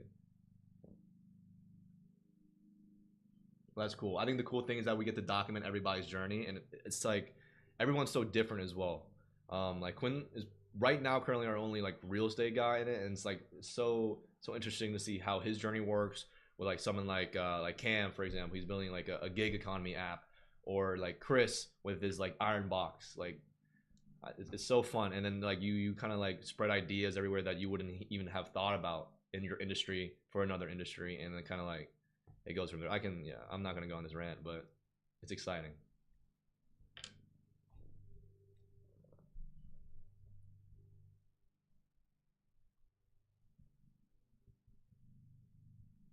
What are you guys doing for Christmas? Are you guys spending time with the family?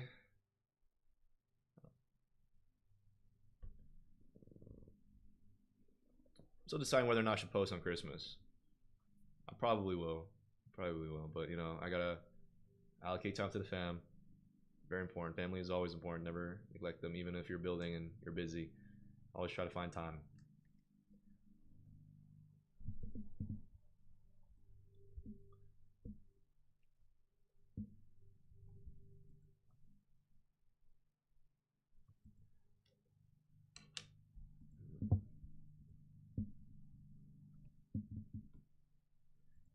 maybe in the next gap we have, I'm gonna just like pull a random member of the 100 and maybe just like talk to them, just so the community can have an intro.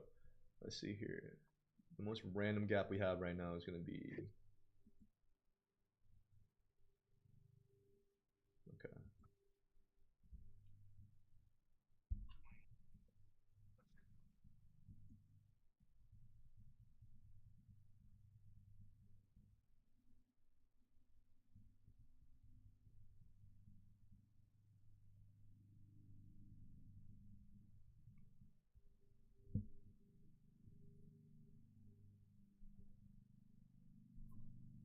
Jacob said read the Twitch chat. Read the Twitch chat.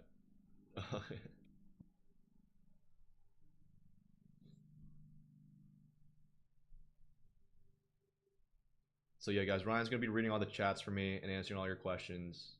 He's a co-founder. He pretty much helped me found this this experiment. So he kind of has, you know, all the questions answered. So I can just focus on interviews. But yeah, just let me know your questions, and then Ryan will let me know.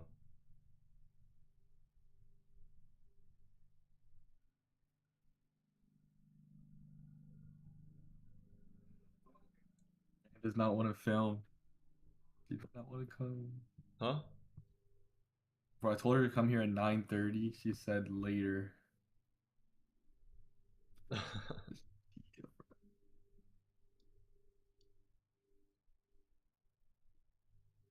What's later? I don't know. That's my last. That was my. I asked, what time is later? Yeah. We're gonna have a big fintech harbor meeting around 3. I'm gonna be meeting up with Sharon, my CTO, our marketing intern, and then of course Ryan. We're gonna be talking about the entire app and our strategy and everything. But that's exciting as well. So that's gonna be something I'm gonna be doing like in between the interviews and stuff. So yeah, we got a packed schedule today, guys.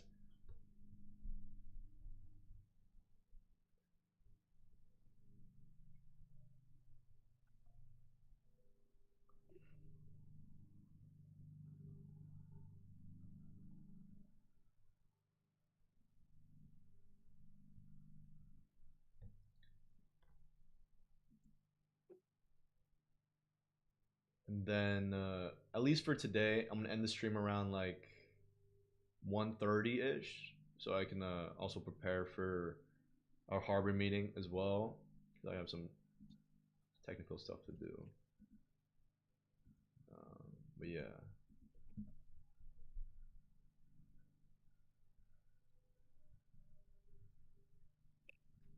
We'll still be here for a little bit though. All right, I'm gonna send him the invite like, you know, a little early. See if he joins.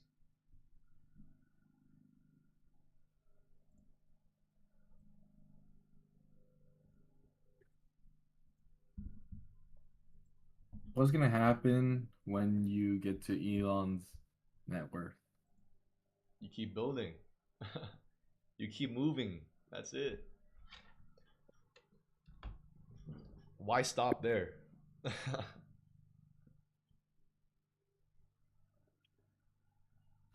Is SpaceX gonna IPO soon? Well, that's an interesting question. I don't think they should IPO. I don't think they need to be IPO'd. They're like the most valuable private company right now. So if they need funding, they can just get funding. I thought it was OpenAI, or is it still SpaceX? You said Oh, it's SpaceX, possible. right? Yeah, SpaceX. Yeah. Yeah, no, yeah. SpaceX is, I'm pretty sure, the most valuable company in the world. Let's check. Or most valuable like private company in the world.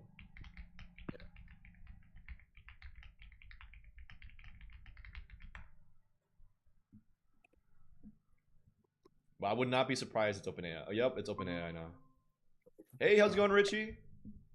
How's it going, bro? How you doing? Good morning. I'm doing great. Good morning. What time is it over there? It's 10:29 right now. 10:29. Yeah, I'm over in California, up in Santa Cruz. Actually on vacation with my wife, but Oh, okay, gotcha. Well, I appreciate you taking the time to be with us today. Yes, of course, sir. man. Well, we'll get right to it. What's your story and what are you building? So first and foremost, my name is Richie Gallinado. I'm co-founder and CEO of Prospect. We connect athletes directly with their fan base, and through Prospect, we provide business tools for athletes to turn their fans into monthly sponsors. The best way to think about it is Patreon or Twitch, or even along the lines of OnlyFans, just without the spicy content.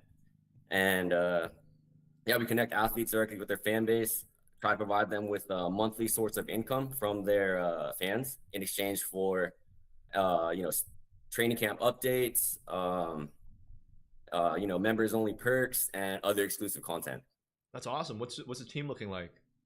So I actually am working with my co-founder Xavier Sanchez and Raymond Garcia. We're all Navy veterans. We served together in the military, and I am considered more of the hacker.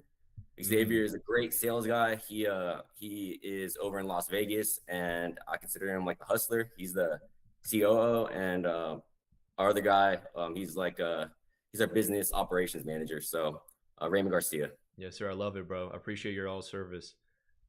And then the next one is the platform launch. Yes, sir. It is. You can look it up at prospectapp.io.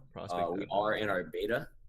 We have 2 professional athletes, 2 combat sports athletes who actually just fought recently in October, and they were able to get support directly from their fan base. They averaged about $500 each in their first week. And right now we're working through all the feedback that we got through our beta, and improving on all the stuff we got from the fans. On top of that, the feedback we got from our athletes, and we're looking for a solid launch early in 2026. Dude, that's amazing. How many users do you have right now? We have 52 sponsors and 7 athletes. So I know it's nothing crazy, but we were actually surprised at how much the fans were supporting their favorite athletes. Yeah. And the interesting thing too is in September, we signed up for the free trial for the low code builder that we were using, and actually made money before that trial ran out, that 2-week trial. So yeah, it's a pretty cool experience. Yes, sir. What's kind of like your payment structure on it for your company? What's your profit structure? As of right now, we take 10% of whatever transactions are made on the platform. We know that other platforms like OnlyFans, like Patreon, they take a little bit more.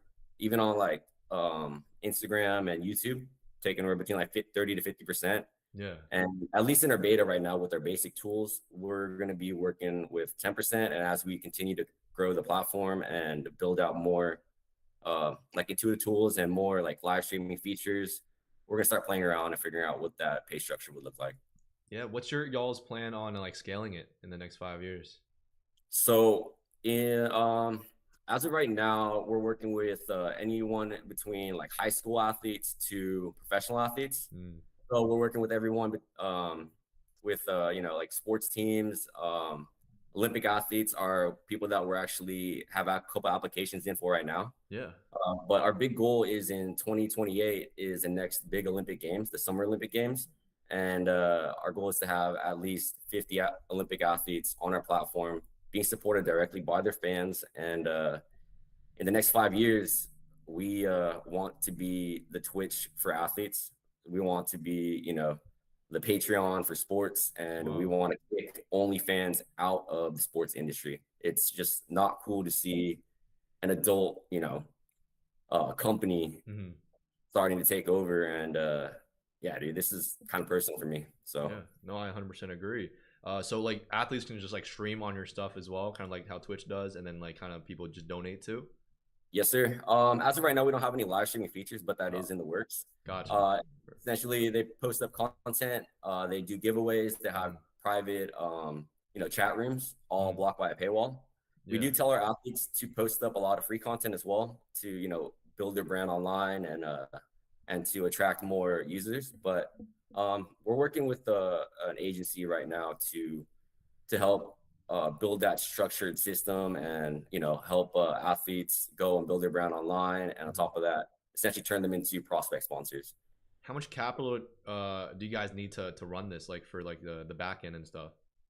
So as of right now, our burn rate is about $500. We're running really lean. I'm doing a lot of the video editing myself, not because I think I'm the best at it or anything, but I do like to learn and understand every process of the company so that when I do hire, I'm able to speak to the technology and essentially, like, I want to know all the ins and outs. I don't expect to be the best, at every item, but I do have to be the glue as a CEO. In terms of how much capital we need, so we have raised capital before. We actually ran this company back in 2023 and had to put it on a pause due to some family issues and just recently relaunched. But we did raise about $250,000 in capital from investors. We are now back in touch with our investors, and we have a roadmap for the next 3 months. We're about to spend, I don't know if I should be saying this, but about $20,000, which is still pretty low amount for a tech company. But we're aggressively pushing the Winter Olympic Games, and we have a couple of UFC athletes as well as professional boxers who are going to be making some pretty big fights this next 3 months. Yeah, congratulations, bro. I think that you have a really cool concept right here that I think can go really big. But I have to ask you, why are you here today? Why do you want to join the 100? So I hate being in front of a camera, and I know the importance of building a brand for a company, but I also know the importance of building a personal brand. I saw a bunch of you guys' reels recently, and it was all about documenting the journey. And that's one thing I told myself I always wanted to do, but just always put on the back burner. And so you guys' content really inspired me. I have to go and put myself out there as a founder.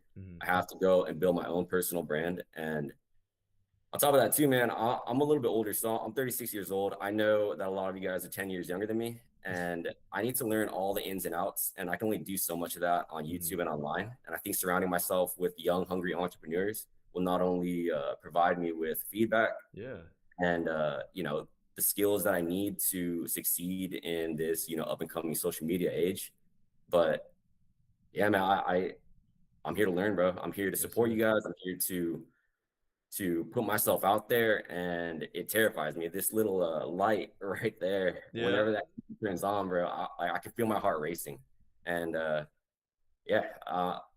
tackling it right now. So I love that message, brother. I really do. I think one of my biggest challenges in when it comes to social media is being transparent, being public. I think the biggest thing is just you gotta keep going and being consistent. You'll get used to it eventually. It becomes habit, right? But what are some skills and experience can you contribute to the experiment, to the people within the community? So in terms of things that I can immediately contribute, I have a vast network of professional athletes that I work with. I know not every athlete is going to be a perfect fit for some of the startups or brands or companies in the 100, but I'll be able to connect them with the right ones. And professional athletes have a huge reach. They get hundreds of thousands of views on their social media all the time. Just like when they get sponsored by sports brands, or if a fighter has a fight coming up, you'll see that they'll start asking for sponsors and start putting those sponsor patches on their on their fight shorts or their walkout jacket. And so just getting that reach, getting those connections with the professional space, I think is extremely important. I know yesterday you had an entrepreneur on who dealt with, I think it was your last interview, who was in the racing industry. Well, I mean, if he has some racing athletes who are looking to, be on Prospect, that'd be amazing. And on top of that too, I can introduce him to some of our NASCAR athletes, once we get to that stage, or depending on, what type of athletes he's looking for. Or even if, you guys have a couple clothing brands that you're working with, we can toss some of their apparel onto the athletes and get their reach going at a much faster rate. Dude, I love that. I could tell you're a very busy guy. You're running your business and everything. How many hours do you think you can realistically contribute to the 100 experiment, and when it comes to our general meetings, collaboration, and even content? So to be honest, I am working on this full time. I have an awesome wife who is a nurse over at Kaiser, and I'm actually leaving my family business. The reason why I stopped Prospect in 2023 was to take care of my mom. She had a stroke, and in the past 2 years, I took over the family business, and she's back at, I would say, about 90-95% health. And I spoke with her. I told her, like, I have to go back and do prospect. It's been like on my mind every single day. And my wife was actually telling me that, like, look, it's time. You gotta do this. Your family's doing great right now. And yeah, I'm gonna be working on prospect like from night until dusk, as long as my wife let me stay up. Yes, sir. I know I have to pour in a lot of time into content creation and making myself feel comfortable with it, as well as putting myself out there. And so, I mean, you guys got me. You guys got me whenever you guys need me. I can jump on. And even to the other community members, I love to whiteboard and talk about solutions, the big problems. And dude, yeah, man, I'm here. Dude, I love that story, bro. I really do. I think that's one of the most difficult things of an entrepreneur. Sometimes you're gonna have to like sacrifice a lot of time and other things you want to do to like focus on your business. And I feel Absolutely. that, man. But yeah, we have almost. I think our next interview is gonna come up soon. But I do want to ask you a couple more questions before I leave here. What would make you leave the 100? So I'm a very optimistic guy, and I've obviously got two scenarios. We make it and we don't. I want to start off with, we hit that $500 billion mark, and as one of the original 100, I would look at everything objectively and ask myself, like, what am I contributing to the rest of the group, the rest of the 99 people in the group? And if I'm not contributing as much as I think would be valuable, I would also, look at, we hit that $500 billion mark. Am I able to step away from this happily and give another entrepreneur the opportunity to join this group to benefit from it? I think that would be extremely important. I think there's a stage where, we get to reach that pinnacle of success, and why not open it up for other entrepreneurs? And, and in the other direction, and it doesn't even cross my mind, of it not making. But if it doesn't work, then I know I can still connect with a lot of the community members. The 100 may not continue, but the relationships that are made and, the partnerships that are built are still going to be there. So I always try to look things in a very optimistic way. So those are scenarios for me. Love that. Yes, sir. And then as we wrap it up here, I do want to tell you some of the rules if you are chosen to the 100. You probably heard them in some of the interviews, but I'll just restate it just for clarity. The first one is don't be an asshole. So no ego, no toxicity. Like you said, we want to create like a support group of friendships and brotherhood and, a family kind of individuals like supporting each other and building each other up. And that's kind of like the point of the experiment, seeing how far we can go if we do work together, right? Yeah. The second one is don't portray or harm a member of the 100. So no hidden agendas, no sabotage. It's also my responsibility to recruit the right fit of people so there's not too many competitors. I think you've seen this like some Quinn stuff on there. Yeah. He's all about like, real estate. I can't have like, 10, 15 real estate people because that creates drama. Or I can't have 10, 15 people doing the same thing you're doing, Richie, because that creates drama, right? The third one is never give up on what you're building. And I know that's not a problem for you, but you might pivot, you might change companies here and there, but the moment you quit on yourself, like 99 other people can't, get you out of that. And yeah, I have no more questions for you, brother. Do you have any questions for me? Are you a big fan of combat sports? Kind of. I watch it here and there. A little bit, yes, sir. So I'm working over with Freddie Roach. I know Freddie Roach, of course. Manny Pacquiao. Yeah, if you're local to the area in SoCal, you're more than welcome to come out and watch some of the training sessions. I'm also down in Irvine. Wow, that's amazing. Gyms. So yeah, bro. I mean, I always like to toss it out there because they always tell us to invite, anybody who is supporting prospects, and if they have any big fans, we like to bring them in. So hey, yeah, bro. Maybe I'll give you a text. Yes, sir. Appreciate you. Thank you so much, Richie. I'll catch you. Have a good one. You too. Awesome guy. Perfect.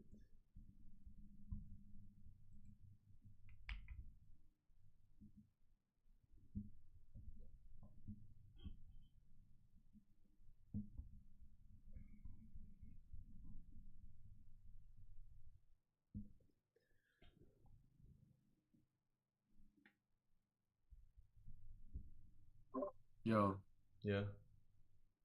the light said you guys are realtors now? Huh? The light said you guys are realtors now? I mean, technically, I do have my real estate license, so it's good to see you, man. But when it comes to the quant real estate side, Quinn is spearheading that entire operation. So I kind of have I have no role in that, to be honest. Quinn is a much more better talker than I am. See, I just did not speak English right there.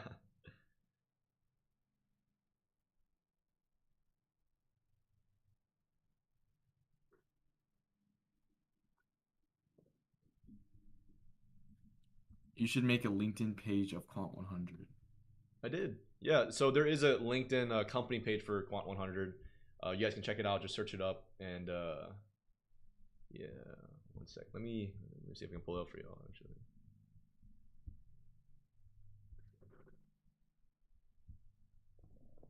As we wait for, or actually, this guy might join soon. Let's see.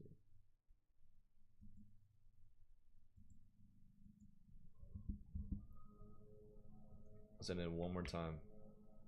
Oh, wait. I'll send it one more time. Yeah, let me pull it up.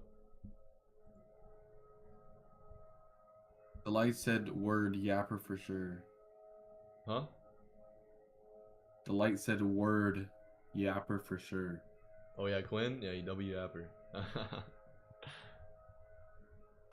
Damn, I miss you, the light. Come back to AZ.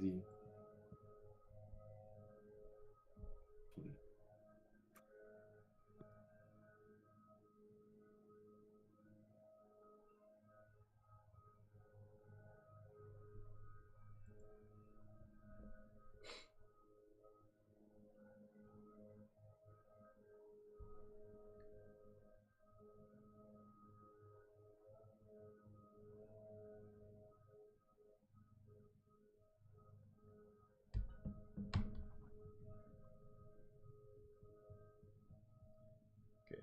Next interview is going to be at 11:48, so for some reason I thought it was 11:45, but we should be good. He should be good.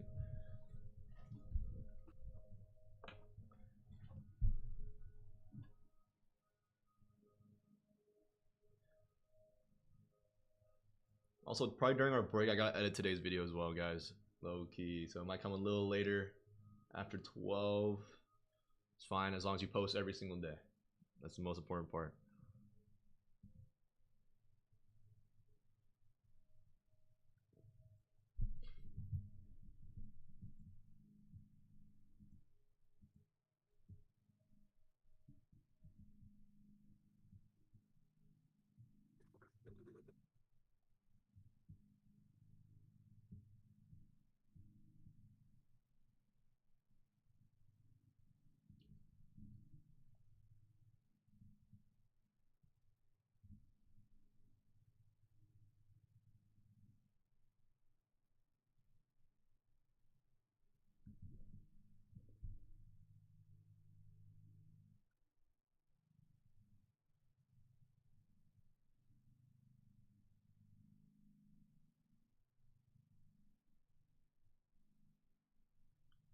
Yeah, I gotta put my number on the do not call registry. It's like for some reason, once you get like registered as a with your real estate license and you're put in the system, like everyone just like keeps spam calling you. So weird.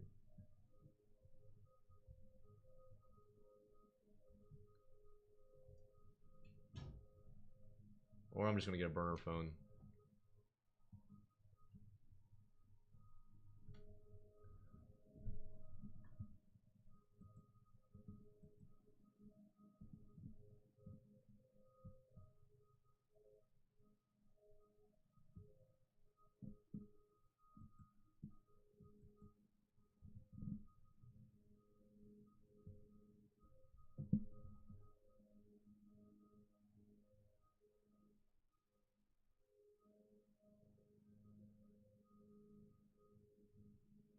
All right, guys, we'll give this guy 2 minutes.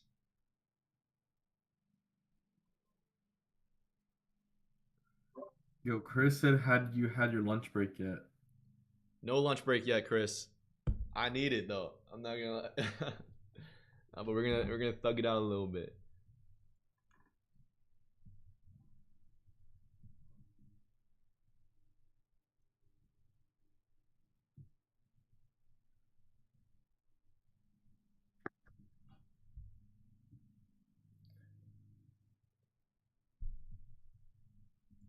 Someone said, "How old are you?" How old do I look? No, I'm joking. I'm 22. I said, I think I said it like, in like so many videos as well. Like, hey, I'm a 22-year-old. Yeah. But yeah, I'm 22. Yeah.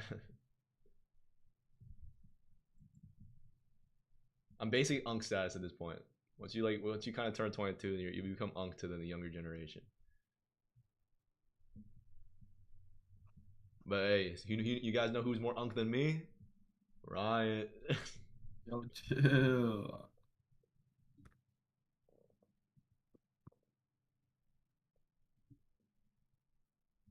Where are you posting your daily progress videos? For the experiment, it's gonna be Instagram. Pretty much Instagram's kind of like our main source, and I have a lot of series planned for the 100. Currently, we're on the recruitment phase, so you guys are gonna be seeing a lot of videos on like just our day-to-day, just recruiting people, because I've been doing these interviews for the past couple of weeks, not just this week. I think this is just the first week I've streamed it, which I think is pretty fun. I get to interact with you guys, but yeah, I want to have like a intro video for every single person within like the 100, big wins and updates, progress updates on the experiment itself as a whole, and also our individuals, so we're going to give them like a member spotlight on the channel, which is going to be pretty cool.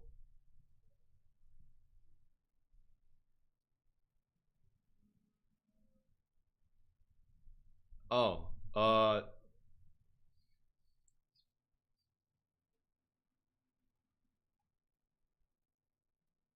Chris, if you can ask him, I send him an invite on email.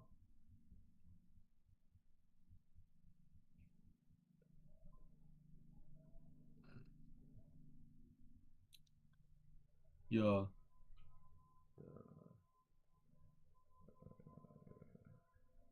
Antonio. Yeah. Seth said, "I hate to hear what y'all say about me at 25 years old." Yo, what the? That's crazy. But you got that young energy, bro. You got that young energy. I couldn't even tell.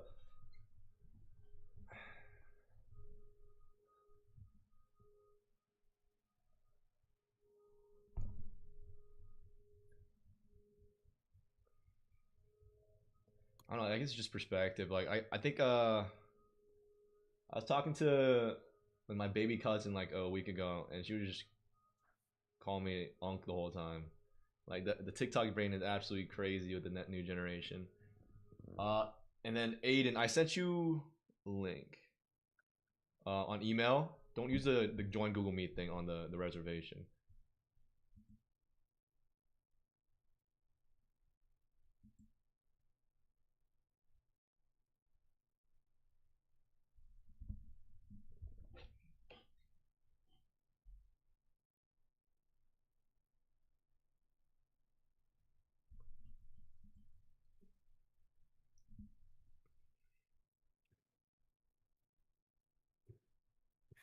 Here, I'll send it one more time.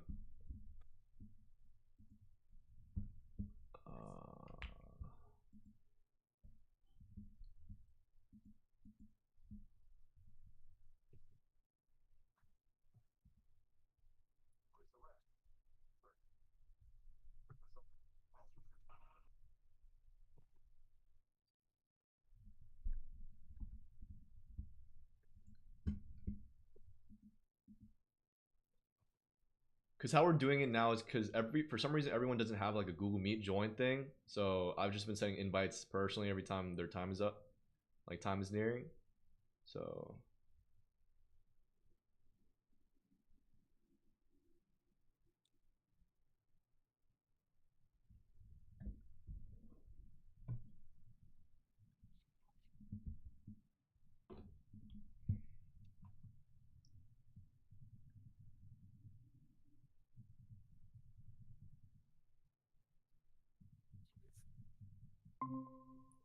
hey, how's it going, Aiden?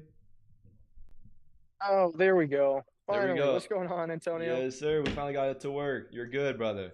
Yeah, I'll just get right to it, man. Where are Sweet. you building? What's your story? Yeah, dude. So we're building a protein powder company. Mm. We tell people that we're building the world's best tasting protein. Right now, there's no companies out there that are using the actual whole ingredients in protein. So everything just tastes like garbage because it's got so many fillers in it. Mm-hmm. So we are building a protein empire of stuff that actually tastes good. Flavor forward is kind of our whole motto. Life's too short. Yes, sir. And what's your team looking like? Team's a bunch of troopers, man. Man, we've got actually myself and two of my business partners up here in Philadelphia right now.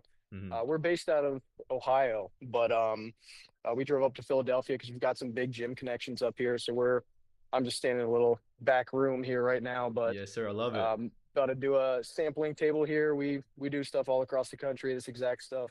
Yeah. How long have you been running the business? Yeah, man, it's been probably going on about 2.5 years now that we've been doing this full time. Wow. So you have the product and everything, and it's been like selling and stuff. Say that one more time. So you basically have the product going and everything. It's been selling. It's been good.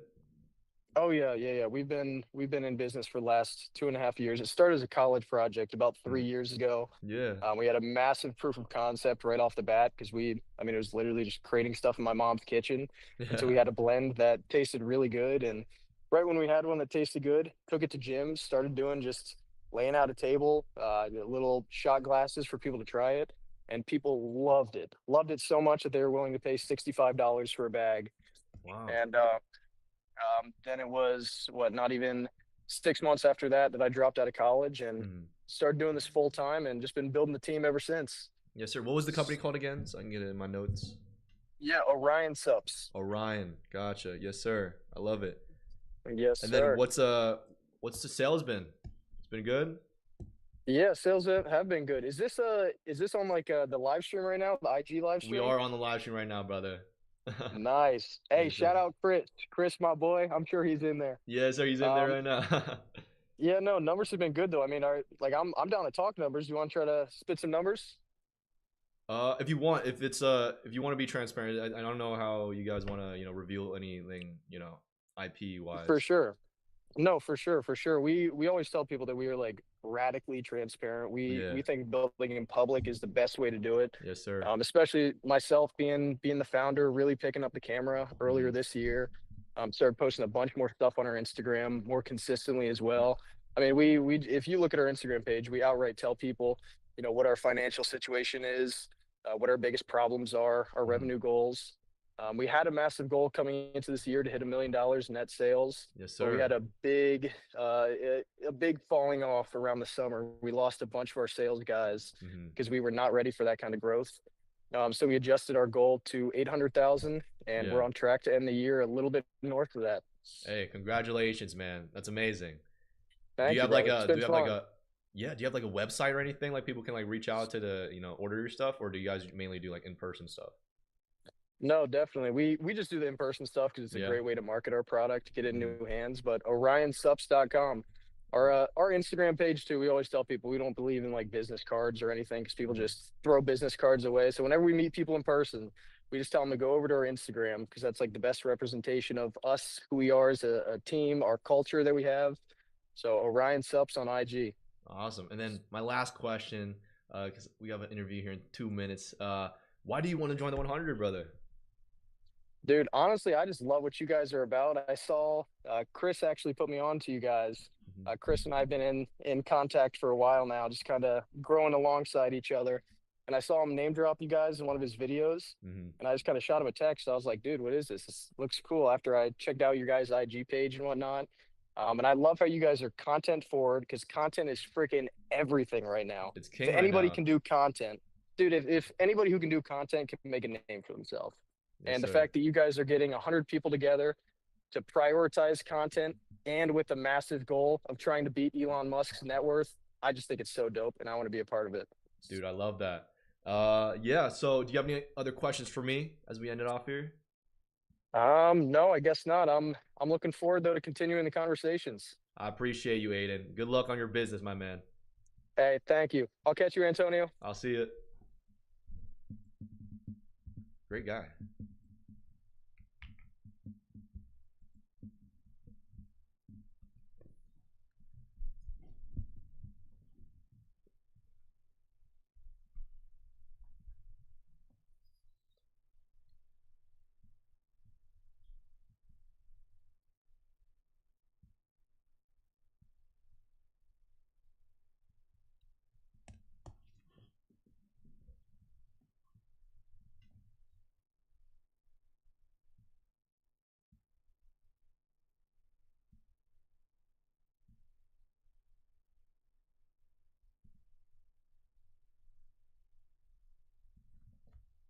Okay, we have another one right now at 12. Of course, our 3-minute little delay.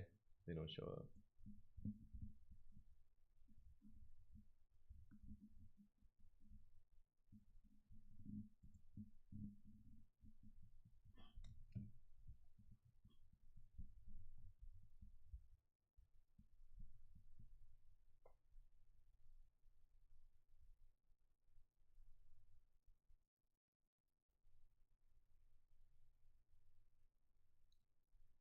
Yeah, I think 10 minutes is a perfect time. Some of our previous interviews for the last couple of weeks, it was like I usually allocate like 30 minutes. But yeah, you can get a pretty good idea about somebody and what they're building in 10 minutes, and even their why. You can actually fit a lot in 10 minutes. I just realized.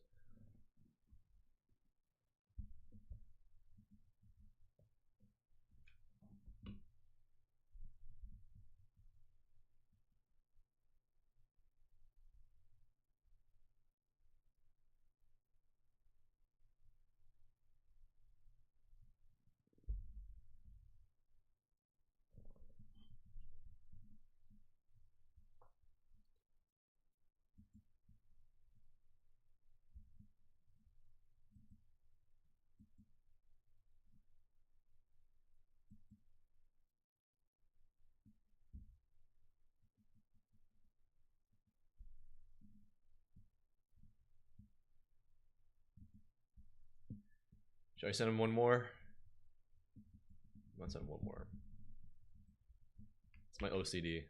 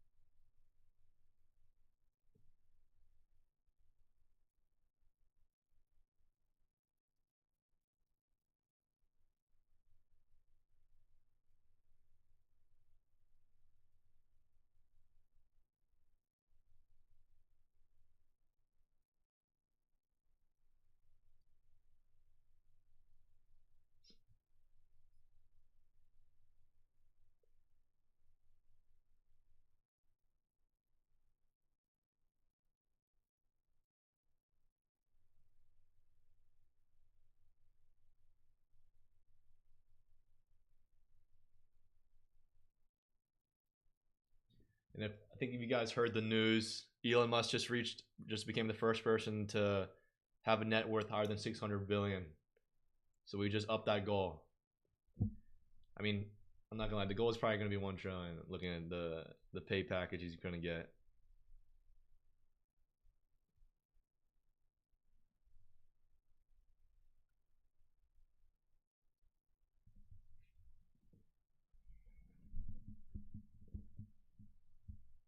All right. Okay, we're gonna move on.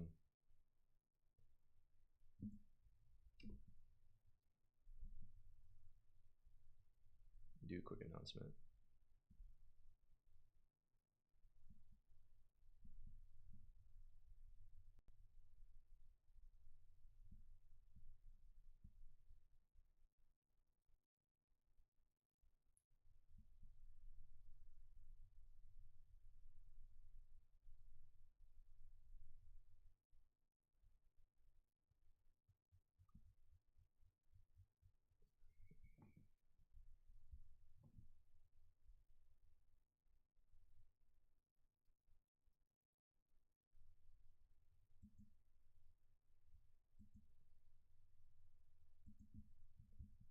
Ryan, you can unmute yourself, by the way.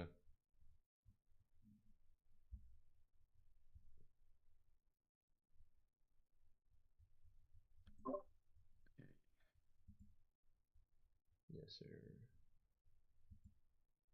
Is it too late to sign up for interviews? It's not too late. I'm pretty sure I set if you were invited for an interview from the email, then you kind of have like a minimum of 4 hours before slots. So I think you should be good if you want to do it tomorrow or even on Thursday or Friday.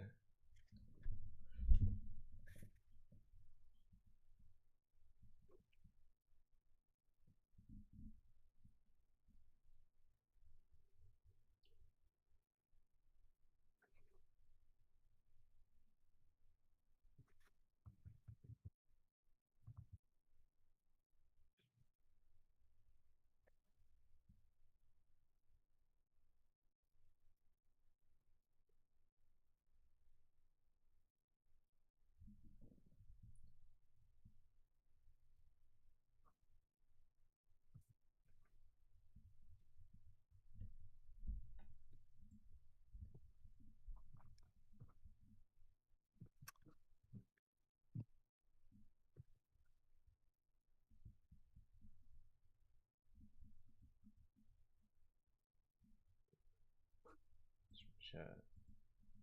All right, I'm gonna text in the group chat to see if anyone wants to talk on live, because we do have a little gap of time. Our next interview is gonna be at let's see, 12:36. Oh yeah, we have time. All right, let me see.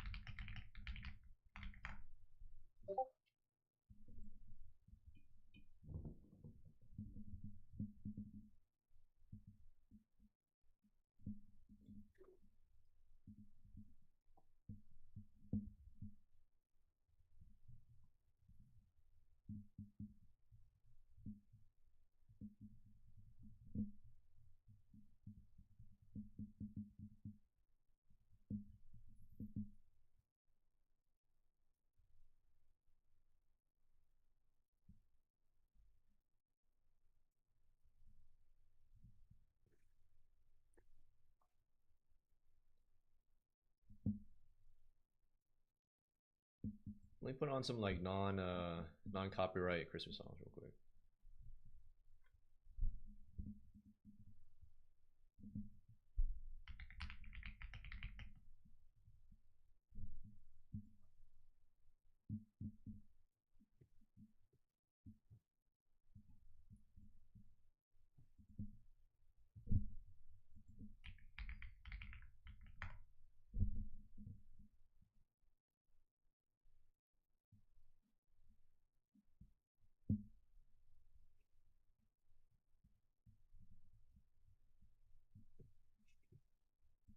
Yeah, hopefully this one's good. Legally, I need to tell you that this tool doesn't solve your ADHD. It's lo-fi, so hopefully everybody's holidays are going pretty well. I know everyone just finished their finals, so it's time to relax. It's time to spend time with family.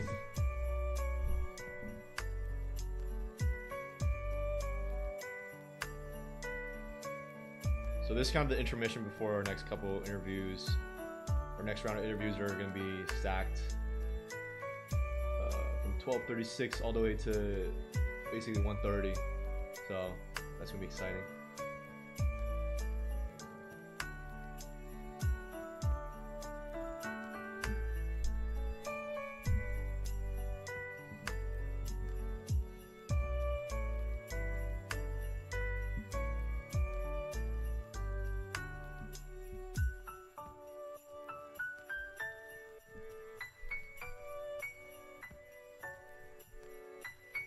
Hopefully you guys enjoy all this transparency. This is like the behind the scenes. It doesn't... It's like as transparent as we get, I guess. You know what I'm saying?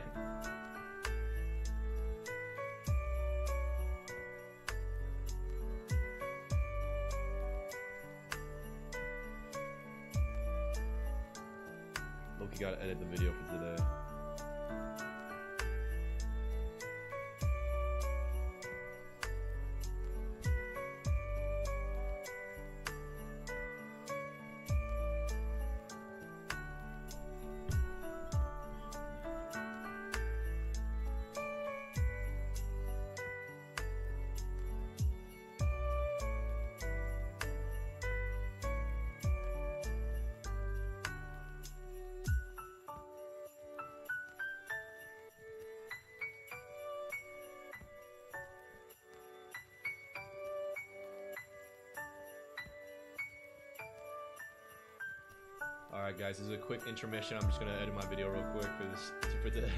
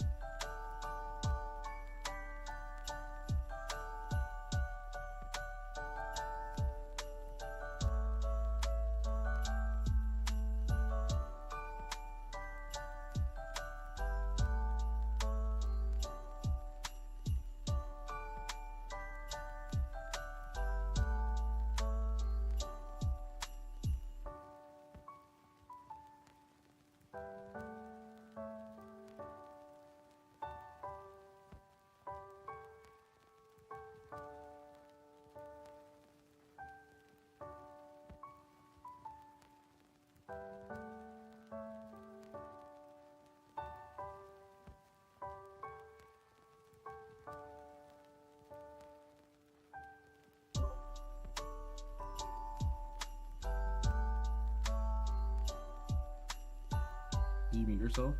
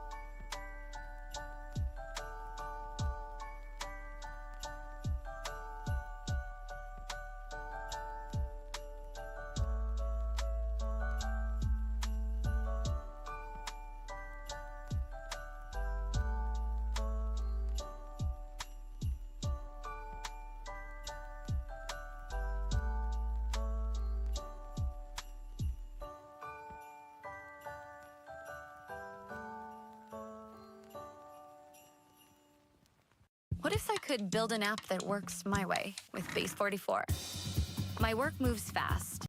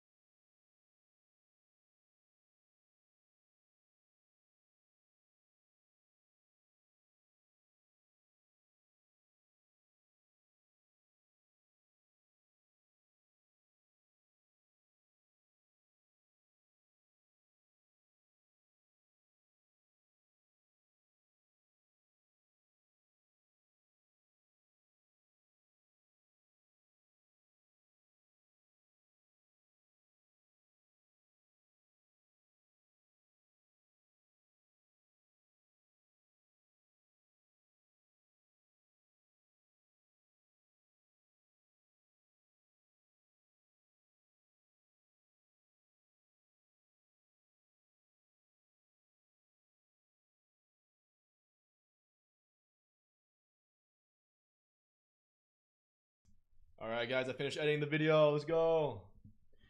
All right, so we have our interviews at 12:36 here. I'm gonna send them the invite. Guys, do not join the Google Meet from the Google Calendar. Join the one that I'm about to send you right now. If you guys are in the chat. Can you hear you guys? Yeah. Oh, wait. Oh, let me. No, yeah, they can hear me. I'm muted. You want to take out that border? If you want. Oh yeah, true. It shouldn't be there anymore. Okay.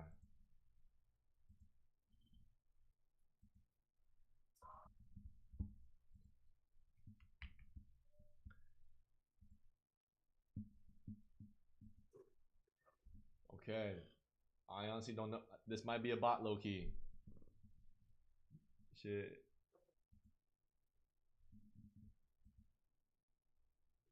The name on it is test 2. Well, we'll see. Okay. Imagine like an AI signed up for this interview. That'd be awesome. It's a great hook. That was a pretty good hook. Instant invitation to 100.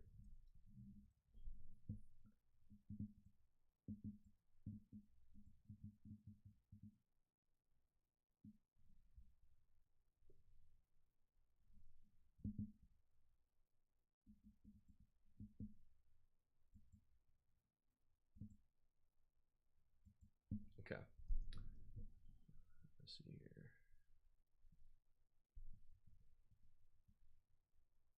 And then the next 4 is gonna be like Charlie, Newton, Tyson, and then yeah, go there, Evan. So I'm excited. We got 4 minutes till the interview. Let's see here. The new video today should be posted right after these stack of interviews. And then yeah.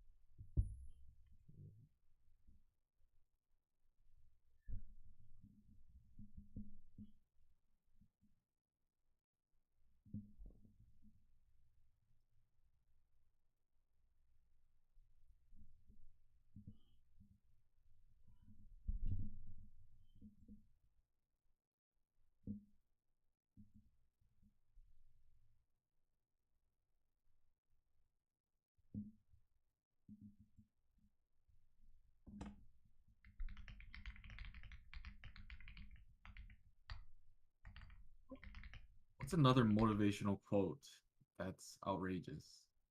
That's outrageous. Is that your Like question your- or chat's question? No, my question. The Oh. Goonie, like your one of the Goonie ones Okay. you had. You have any? One sec. I'm emailing them right now.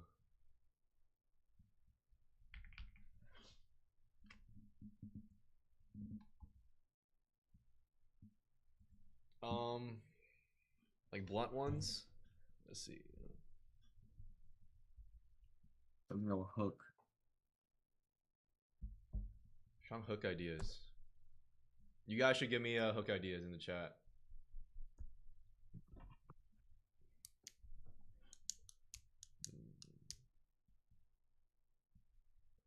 I think to make a good video, it's definitely a mix of hook is very important. 3 to 4. You gotta get them in 3 seconds. If you can't get them in 3 seconds, it's over. And then consistency flow. I think the biggest thing I learned is that it's not how fast the video goes. It's not how fast the reel or TikTok goes. It's how consistent pace it is. It's kind of like beats of a drum. You want to be kind of like a musician with the type of videos you post out, where it's like following a similar beat consistently, because that's how humans work. If there's like kind of like if it's not consistent and the pace feels like a little wrong, then the retention usually drops off pretty fast. So, but I'm still trying to figure it out myself. But I'm willing to share everything I learned with you guys. So.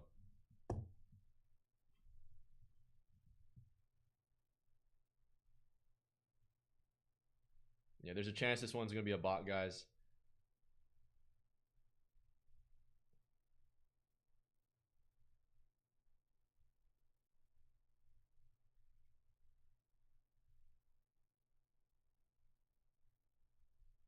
Are you only onboarding USA candidates? No, actually. We actually have a lot of international people. We have currently a member in Canada. We have a member in France, everywhere.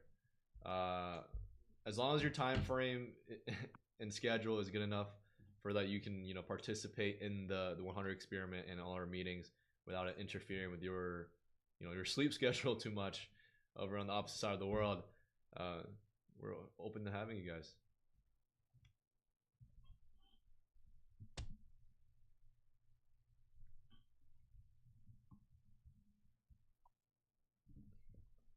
I think we had a lot of interviews from Australia yesterday. It was very interesting. A lot of cool people, actually. They're building a lot of cool stuff down there in Australia. What we're gonna do is after I'm done with this basically week of interviews, I might do it like daily, or I might just do like kind of like a big batch for all our current members, where I'm just gonna spam out like all the information of each interview, the video of it, like the recorded video of what we have of them, and just like bullet points, pros and cons, and then we're gonna have like a quick vote for everyone. We're just trying to expedite the process. And I did introduce a new rule where if you haven't, like, if a member hasn't voted for a specific poll in like a good amount of time, like a day or two, that's gonna just count as a no opinion vote, and that's gonna just go as like the unanimous vote type of rule, because we're trying to speed up the process, and we cannot wait for that. But if one person says no, then it's no. That's where the unanimous rule comes from. I need food. It's over. It's over, chat.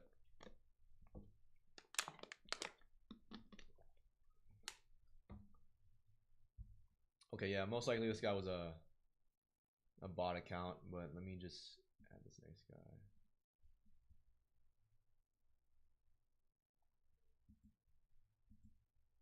I'll give him the courtesy of the 3-minute rule though, because I've done that with everybody.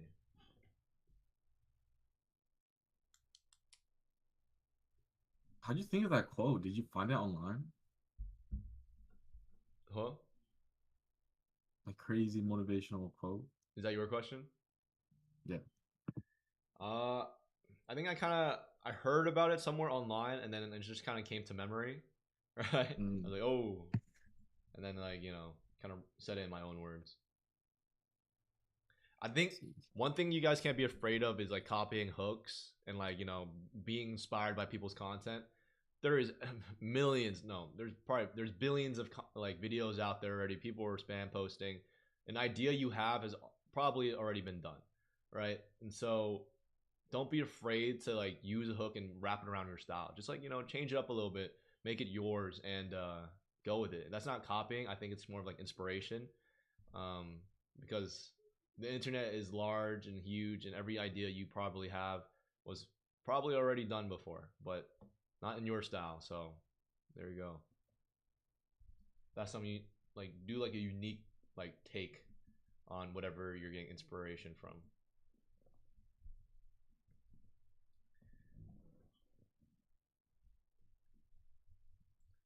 And if you're trying to figure out like what hooks work or not, just like search up and like filter on Instagram or TikTok like some of the highest performing videos of that day for your like specific niche, and then put it in your own words, put it in your own video format for your brand, and see if that works. And then post it every day or as much as you can until one thing ticks with an audience, for your audience, and then go from there.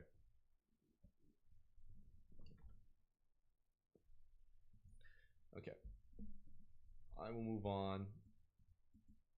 Let's do it. That was probably a test email. Okay.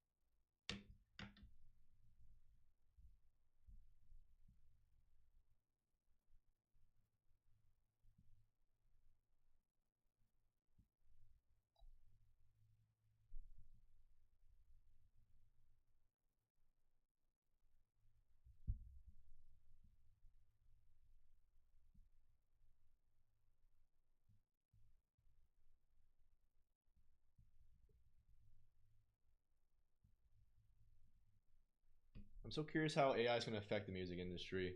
There's been so many viral AI music coming out, and I can't even tell the difference anymore. It's becoming too good. What do you think about that, Ryan? Say again?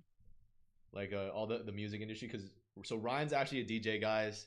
He makes music, but you know how AI is right now. Like it's kind of reshaping how people make music now. How do you think it's going to affect the music industry as we move forward? Right now, it's unregulated. Yeah. There's a lot of copyright issues and stuff like that. So low key, we don't know. It's like it's unregulated, and people are posting that shit. And like, as of right now, people are hating on the AI. Yeah, of course. Because Because like it's taking away from the art form, right? Yeah. Has it affected But your music? not gonna lie, I use AI with my music. Yeah. You said you had new music coming out or new song coming out, right?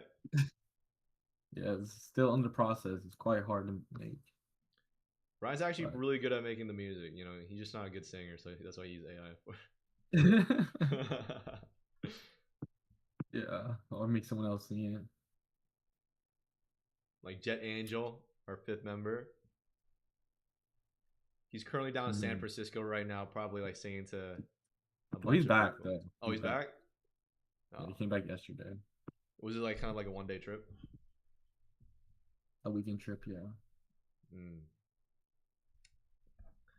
Yeah. So, how easy is it to make music now? Kind of like someone like me who has like no experience in making music at all, or any instruments, be able to make music? YouTube. Huh? Did you ask? Wait, what did you ask? I'm like, how easy is it to like make music now? Like for me, like someone who's never played an instrument or never played with any beats and stuff. No, it's quite hard.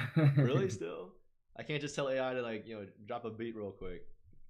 Oh wait, you could, but like you won't learn anything. You can't tweak it. You can't. There's no creativity. I mean, there's gonna be creativity. Don't get me wrong. There's just I just probably won't learn anything. That's kind of like the future of vibe coding. People are not gonna learn how the code itself is gonna work or the structure. They're just gonna be so used to like, saying in plain English, which I mean is the most user-friendly approach to coding ever made. If you can just, instead of writing the actual structure of the code and the Python script and everything, all you need to do is just talk to it.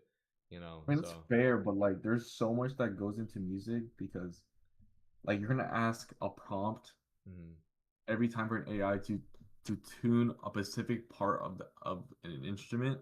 True. You know what I'm saying? No, you're right. If you can do that every single time, that's just like inconvenience. No, you're right, man. But AI can create the base of it, make some lyrics or make like stuff like that. Yeah. Who's the best singer in our group? Or like your friends? The best singer? Yeah. Who's gonna make it from their voice?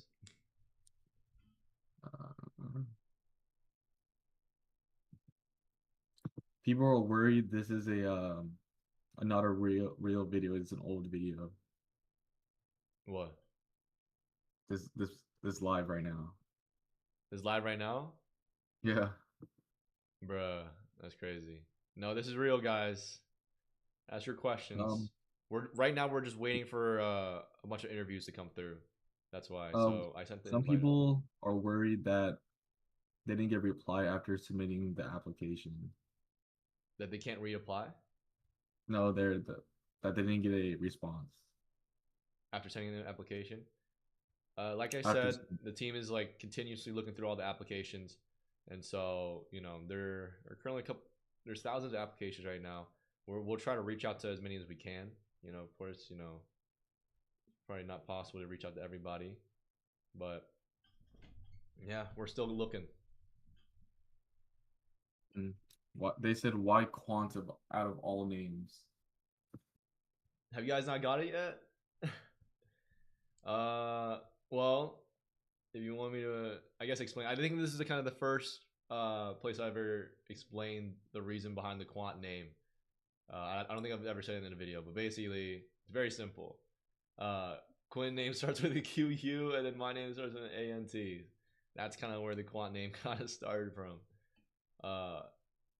I think I got a random DM in my personal account saying like, "Yo, is Quant name just a combination of Quinn and Antonio?" And it was like my boys were like really surprised about that and everything. But you know, that's kind of like where the Quant name started.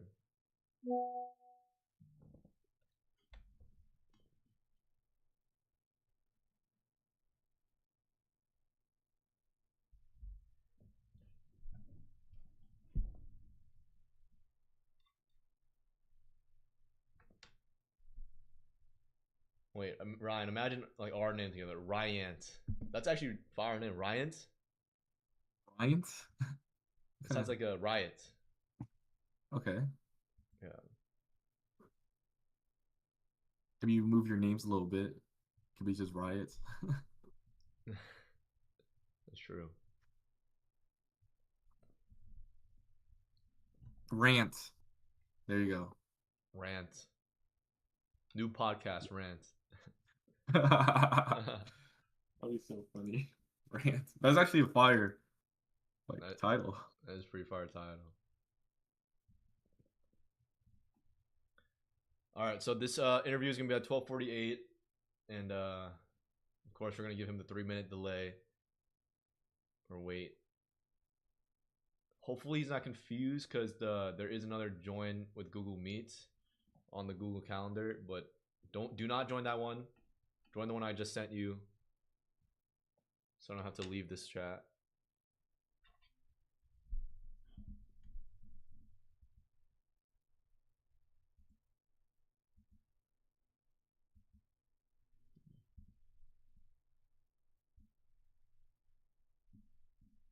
Someone said he didn't get a reply back, so he started with his own 10 random people over the world and is going good so far. Yes, sir. There we go. Thank you for inspiring us, Army, should we say.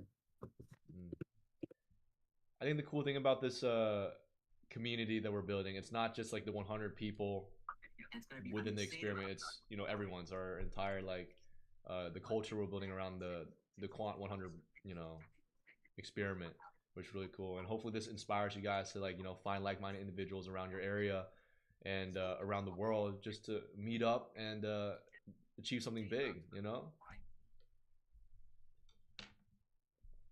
We're trying to prove that collaboration beats competition, and if you work together and you gather the right people and the right team together, you can achieve a lot. So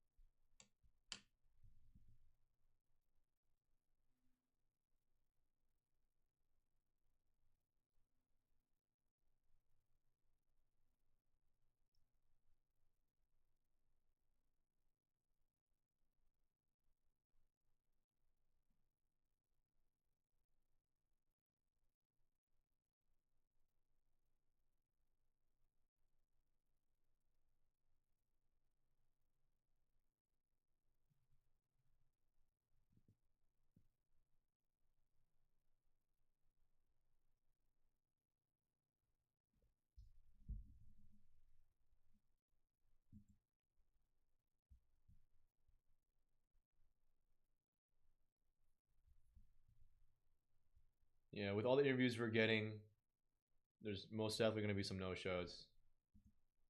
Of course, it's normal. Plan for this. Let's see here.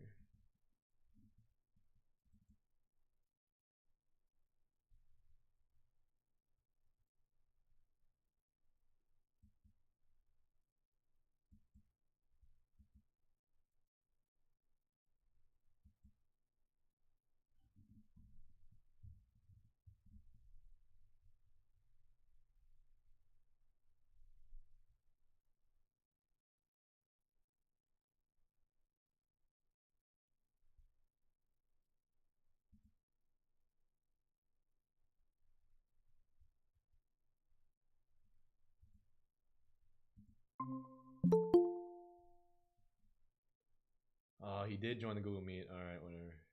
Let me end this real quick.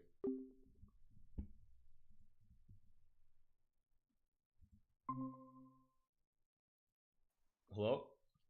Hello. Hey Charlie, could you did you get my email about joining the other Google Meet? Possibly. Let me just have a look. I'm gonna create a new one. Yeah. Yeah, no worries. I'll have a look. No problem. I'll send it right now. Right, thank you. Just so the audience can see you, you know? Yeah, no, that's all right. Yeah, I'll join this one now. Not yet. I'm gonna send you a new one because I kind of turned it off Okay. just to join this one. All right. Did you get an email? Yeah, I got one. Perfect. I'll see you then, brother.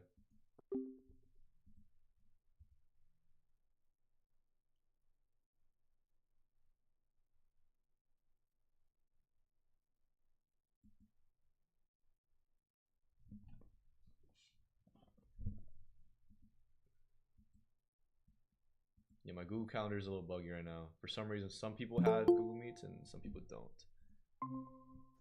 All right, Charlie, we finally got you, bro. Yes, sir. Yeah, sorry about yesterday. I did put in the chat that the email didn't come through, but no one got back to me. No, you're good. Sorry about that. But yeah, we'll That's get all right right. to it, man. What's your story? What you building? My name's Charlie. I'm 19. I live in the UK. Currently work a 40-hour work week, and I'm trying to build 2 AI businesses. So one of them's to test for AI regression. So to test different AI models when they update, prompts work differently. So it can sometimes completely ruin someone's business. And the other one's a virtual assistant, but it turns the business inside out. So it has like the brand's custom voice instead of just generic prompts. Gotcha. How far along are you with the project? Literally both brand new. One, the virtual assistant one, I'm trying to build a wait list, and then I'm going to get a developer with equity. But the AI regression testing, I'm literally finishing up building my user dashboard. So that'll be going live soon. Gotcha. Is this just you or do you have a team? Just me. Yes, sir. How much capital have you poured into it so far, or is it kind of like it's pretty free for It's now? very bootstrapped, yeah. So it's using a lot of free tools where I can. If I need to put money in, I do. But a lot of the stuff that I'm using, there's just big like free tiers, and then once you start getting clients, you put more into it. But for domains and stuff, it's not that much. Have you reached to, I guess, have you started like recruiting a team, or have you looked towards investors, anything like that? Or you just want to Not do yet. this No, solo? I'm gonna try get it live on my own, get a bit of cash flow in, and then from there I'll try get someone on. Gotcha. What's the site called, or what's the domain called once it's launched? For the virtual assistant one, it's omnihq.ai. And then my other one, the website's not live yet because I want to get my dashboard sorted out, and then I'll get it all up. Gotcha. Perfect. And then you said it should be all up when? I'm hoping within probably the next 2 to 3 weeks I'll get it all finished up. Yes, sir. There we go. That's exciting.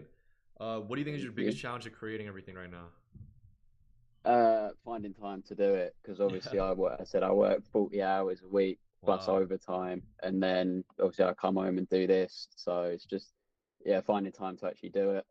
Yeah, with all your busy schedule and stuff, how many hours do you think you can give to the 100 experiment? However much time it needs, really. Obviously I can move stuff around, and once my businesses start earning money, that 40-hour work week won't exist.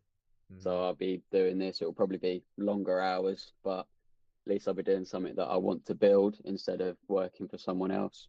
Gotcha. So let's say like roughly in your business and I guess work, you probably spend like around like maybe like 60 hours on everything on your end. Yeah, probably between 60 roughly. Gotcha. Okay.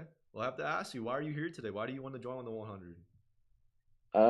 Network. That's like get other people's opinions on stuff and help people where I can. Yes, sir. There we go. And then my next question is, how do you plan on scaling this in the next 5 years? So obviously I'll try build it, get some revenue coming in, build a team, and then I'll probably move on to other projects. Because further down the line, when I've got a team and more capital, I want to get into the brains of AI robotics.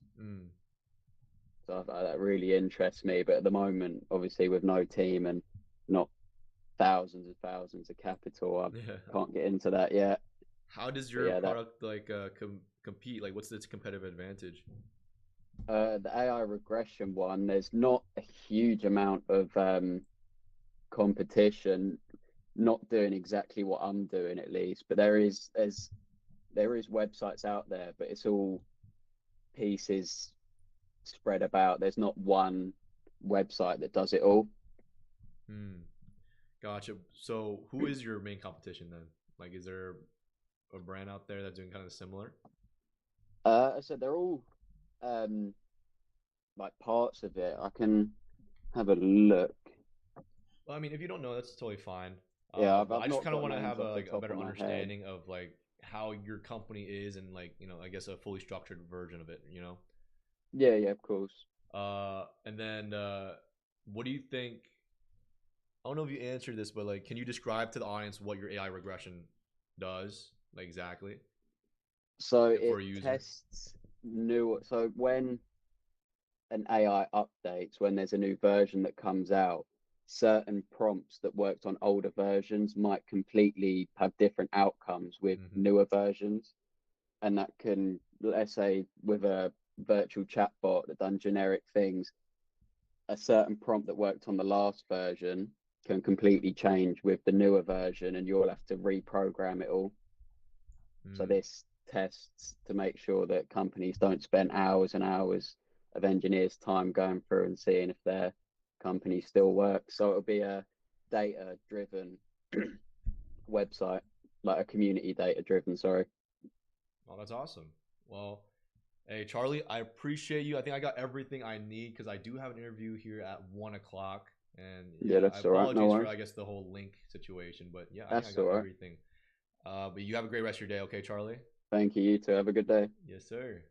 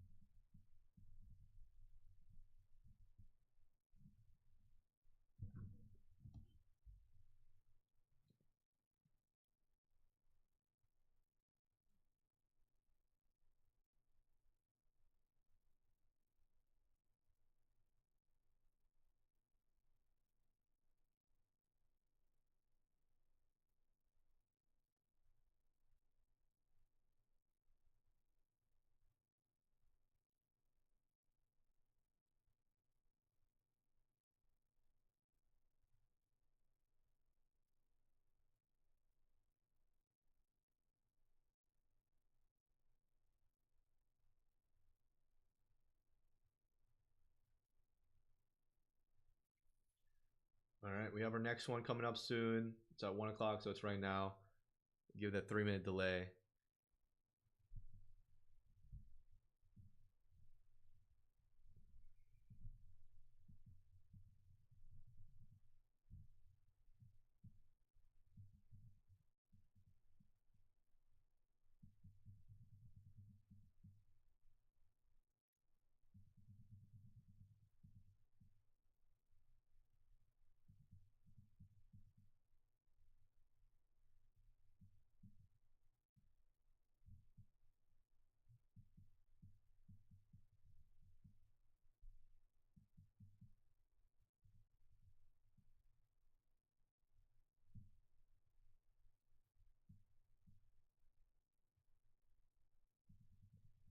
I gotta output this video real quick.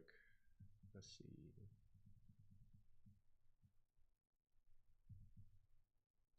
Let me put a couple filters on it.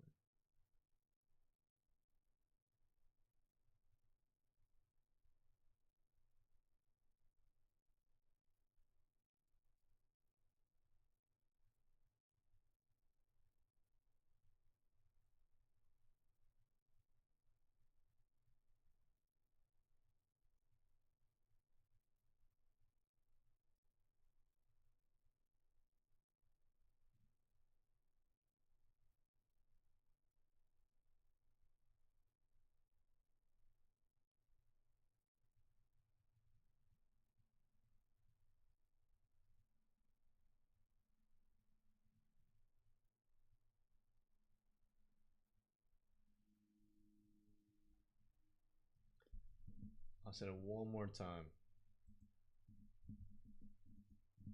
Just in case if my boy didn't get it.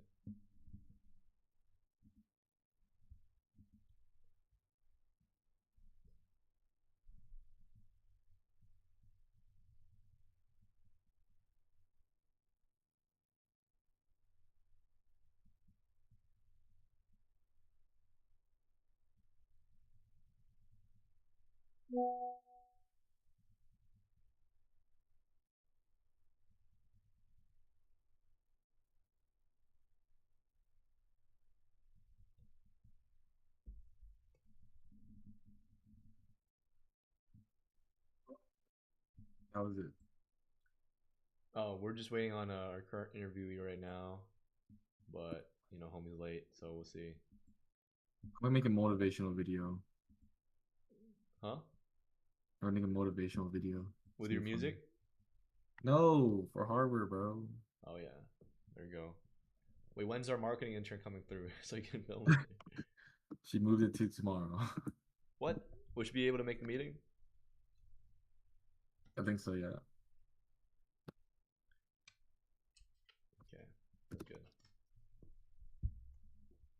Good.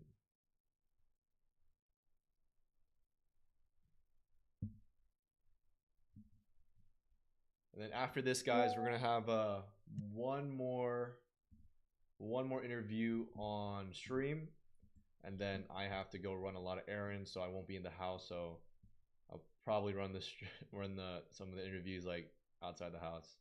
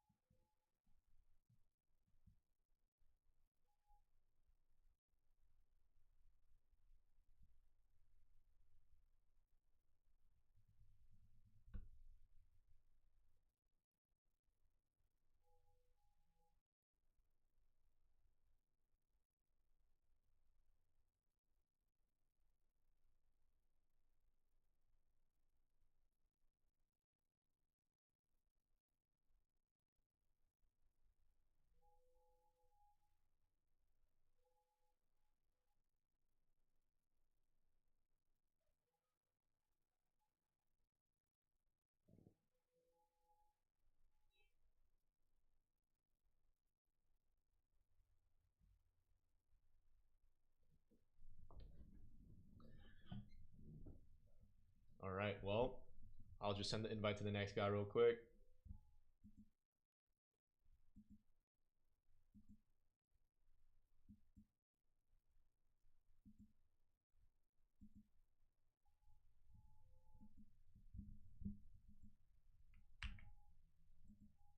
Let's run it.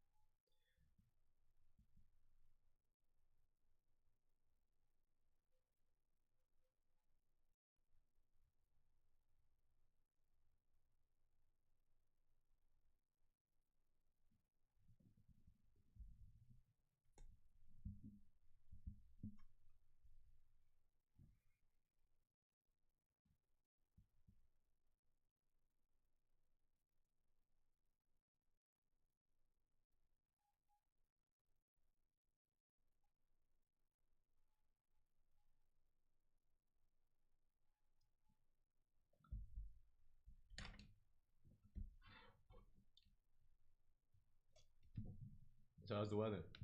All right. Trust it.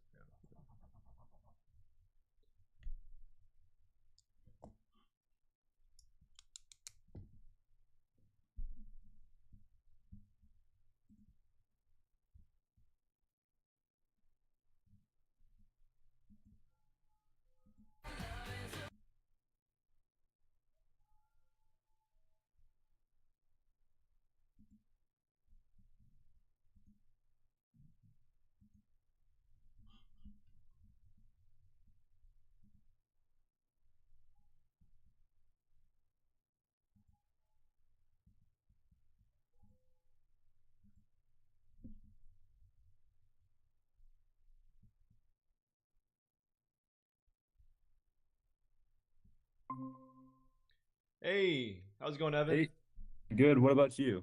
I'm doing great. Yes, That's sir. good. One sec. Let me get you down on the notes section real quick, and we'll get right to it. You're gonna be my last interview on stream today. Yes, Oh, sir. perfect. Perfect. All right, we'll get right to it. What are you building? What's Sounds your good. story, man? What am I building? So basically right now what I'm working on is a social media page for chronic illnesses. Most importantly type 1 diabetes because I have type 1 diabetes. Yeah. And like the plan for it is kind of to like build a coaching community and like a community to like help people with mental health and type 1 diabetes and other chronic illnesses. Yeah.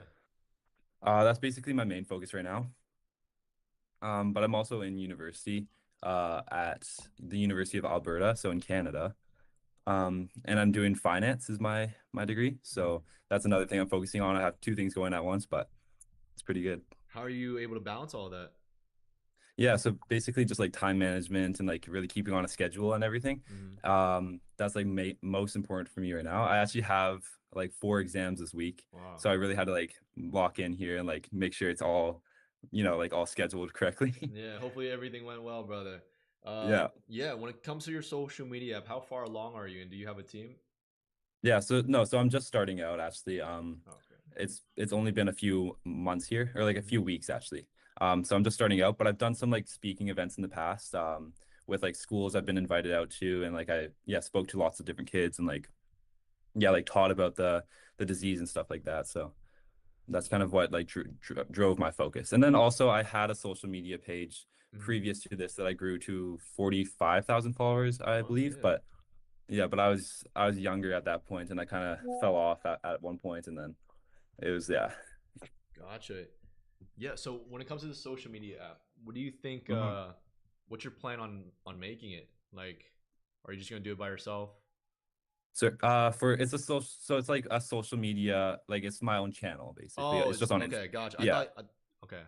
That Yeah. clarifies So a it's lot. just Okay. on sorry about that. No, you're good. It's just on Instagram and TikTok right now. I plan to probably expand that to like YouTube as well. Yeah. But basically like what I want to do is like grow a following and then get like a bunch of loyal followers, because like it's a pretty like emotional space, I guess you could say. Like people are quite involved in it because it's like, I don't know, an illness that like really affects your life. So the plan is to like grow like a really loyal fan base, and then from that expand into like digital products like coaching and like an online community, as well as like physical products like different little like bags and stuff to help with like carrying insulin around and like different diabetes supplies. That's kind of the plan. And then like I have all these different ideas for digital products and like physical products as well. Yes, sir. Where do you see this going in the next 5 years? Are you gonna still build the same thing, or are you planning to tilt? Yeah, so I plan to like build it up for like the next 2 years, I'd say. And then I want to switch more into just like mentality as a whole, and then grow that further. It's all depending on like what really happens then, because I'm like quite new to it still. But also because it's like such a niche, like the diabetes niche, I can partner with like lots of different brands that like have all these supplies and stuff. And in addition to that, I can also be like part of clinical trials and stuff like that, which is really exciting as well. There you go. Yeah. What do you think will be your biggest challenge?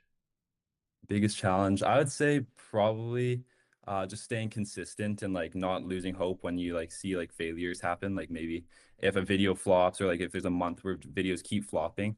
I think that can sometimes be a challenge, just to like maintain, like just keep going. But I think for me, like I've dealt with like lots of different things in my life before. Like I've built a business when I was like 16 years old. Well, I was diagnosed with diabetes at 15, so like I think I persevered quite well. So I think I can definitely keep on going. Gotcha. And then I would say, how many hours do you think you're spending on that right now, if you weren't in an exam section? Probably about like, I would say like 10 hours a week, 10 to 15 hours a week. And then with school, I'm spending like probably like 40 hours a week on school, and then that's basically it right now for me. Do you have the name for it? Yeah, it's called Type 1 Evan on Instagram, and then T1 Evan on TikTok. Gotcha. I'd love to check that out, bro. Yes, sir. Yeah, that'd be great. Yeah, I have to ask you then. Well, why are you here today? Why do you want to join the 100? Yeah, for sure. I'm looking like for a community of like-minded people. I'm sure you've heard that a lot. But just like being in like university dorms, I find out a lot of people here just to like party and stuff. So like to find like a group of like-minded entrepreneurs and like people that want to like keep on going. I think that's really helpful to me. I'm also involved in like some like different clubs and stuff. To do like the same thing, just like to be around people, because like what I think is like you become the average of the people that you surround yourself with, right? So like that's kind of like